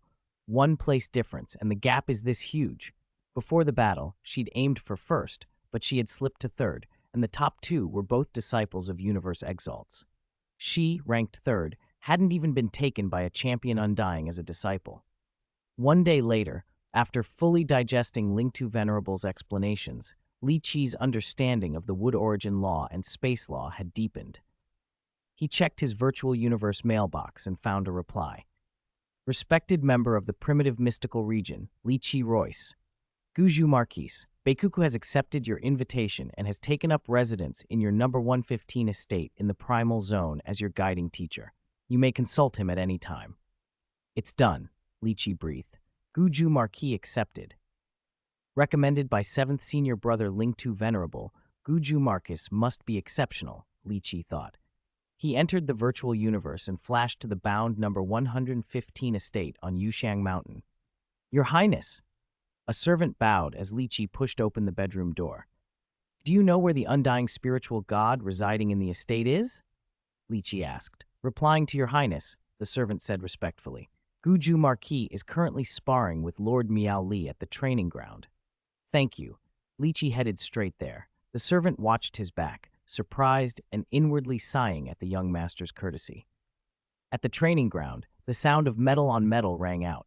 Clang, clang, clang. Two figures, one cloaked in gray, one in white, were locked in close combat. Chapter 160, Exchange Secrets and Nurturing Clones. Clang, clang. Metal rang out again and again in the training ground, sparks flying with every strike. Both combatants used a relatively uncommon weapon among the human race, claws. Their techniques were ferocious. Claw marks and afterimages flickered as one figure pressed the other relentlessly. The gray figure dominated the white, each attack aimed for the throat, the eyes, any vital point. The white figure had no chance to counter, only desperate defense. The white figure was Baizong Langren Muli, leader of the Manor's Guard. The gray figure was the Marquis-level, undying spiritual god Guju Marcus, Bei Kuku, whom Li Qi had invited. "Your Highness has arrived," Muli called the moment he spotted Li Qi. He was positioned to retreat if needed, so he threw out a message to Guju Marcus and immediately backed away. With a thunderous sound, Muli flashed to Li Qi's side and bowed slightly. "Your Highness? You brat!" Guju Marquis growled over the link. "You flee when you can't win?" Muli grinned and said, "I'm not fleeing. Your Highness has arrived. I must ensure your Highness's safety." Guju Marquis sighed. What danger is there in the virtual universe? Then, with a blur, he moved to the center of the ground. Li Qi studied him more closely, a gray-maned wolfman in gray battle armor. He looked a little aged. His mane showed streaks of white, but there was none of the deterioration associated with true old age. "Sir," Li Qi said, bowing slightly, "thank you for accepting my invitation and for guiding my cultivation." "Your Highness is too polite," Guju Marquis replied in a slightly weathered voice. Inwardly, he thought, "This Li Qi is courteous. I wonder what his disposition is. I hope he's not the sort to be perverse." Guju Marquis hadn't been thrilled to accept the assignment. If the elders hadn't specifically named him, he would have passed. At first, he'd been puzzled why the elders singled him out. Only upon arriving at the manor did he learn that Li Qi was already a disciple of a universe exalt of the same rank as the elders. That explained it. "Sir, do you have any suggestions for my cultivation?" Li Qi asked. "Suggestions?" Guju Marx pondered a moment. "Your Highness is still in Primordial Chaos City, yes?" "Yes." Li Qi nodded. "Primordial Chaos City is the human race's holy place for cultivation, excellent for comprehending laws," Guju Marquis said. "I suggest your Highness focus on comprehending laws while there.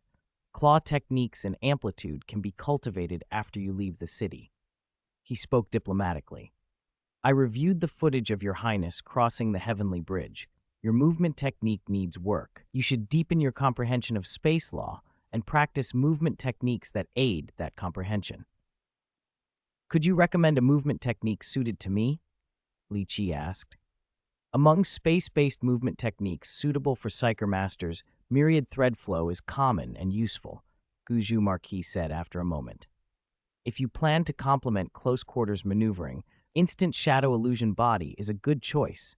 It pairs well with claw techniques you may cultivate later."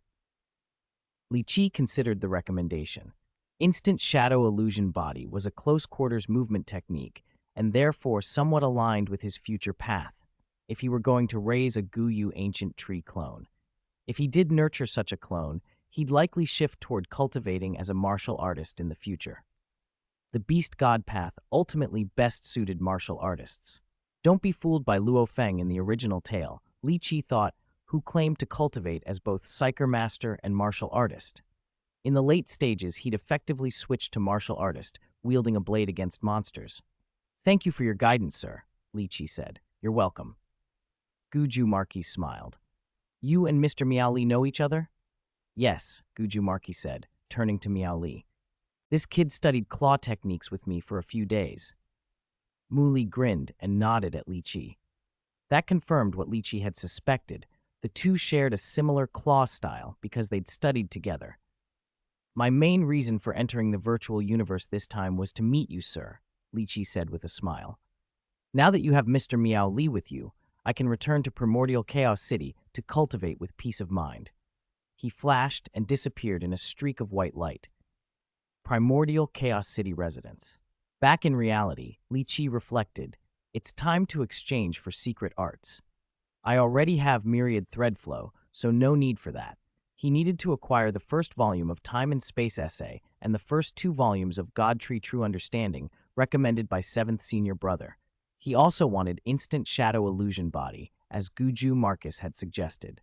Li Qi opened the exchange interface. A light screen materialized. Search for Time and Space Essay, he commanded mentally. Okay, Master.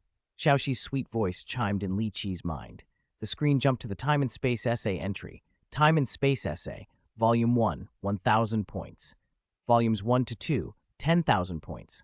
Volumes 1 3, 100,000 points. Volumes 1 to 7, 1 billion points. Volumes 1 8, 10 billion points. Full set 1 to 9, 100 billion points, no discounts on the Time and Space Essay. Li Qi grimaced inwardly. The exchange price was steep, but this secret art had been created by the founder of the 9-universe Chaos Tablet and was the most compatible art for that tablet. The same art Luo Feng had cultivated early on in the original story. If 7th Senior Brother recommended it, it had to be valuable.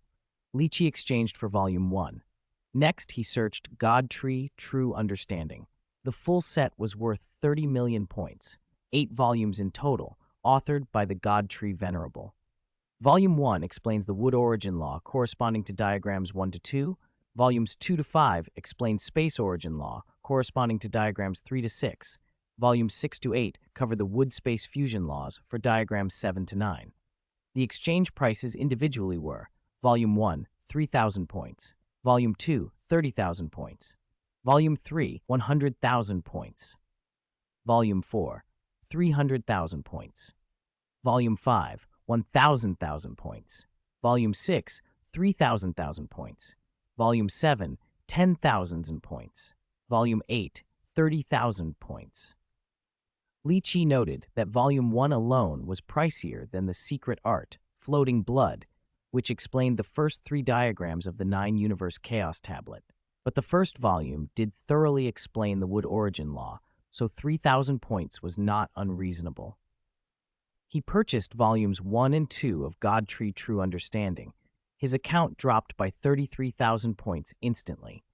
If he hadn't received the 100,000-point gift from the primitive mystical region, he might have been short. Only Instant Shadow Illusion Body remains, he murmured, and commanded Xiaoxi to search it. The entry appeared, Instant Shadow Illusion Body, 3,500 points, 70% off in Primitive Mystical Region, 80% off in Highest Beginning Mythical Region, 90% off in Heaven and Earth Secret Realm, full price in Doomsday Secret Realm, a 70% discount in his region, good. He spent 2,450 points and acquired Instant Shadow Illusion Body. After the exchanges, Li Qi's consciousness slipped back into the virtual universe to receive the purchased secret arts. To prevent leaks, most of the 5 Great Giants' secret arts are delivered in virtual universe form only. The books appear as virtual universe objects. Virtual Universe, Primal Zone 115. In his study, 4 metal boxes sat before Li Qi, each containing one of the secret arts he'd exchanged for. The cover of the box holding Volume 1 of Time and Space Essay bore 4 simple universal common language characters that seemed to encompass the whole starry universe. Staring at it, Li Qi felt as if he witnessed stellar explosions and planetary evolution. He felt a heady reverence. Time and Space Essay is extraordinary, he breathed. He opened the metal pages. Volume 1 was 40 centimeters thick, yet composed of thousands of thin, flexible metal sheets. An inscription cautioned, Time and Space Essay, 9 volumes in total, casually written, containing 10,829 secret arts. If you can find all 10,829 within these 9 volumes, at the least you will become a universe country lord. The first page contained plain text, yet Li Qi heard a flamboyant, unrestrained voice whispering in his ear. Could this be the concept embedded in the art? He turned the second page.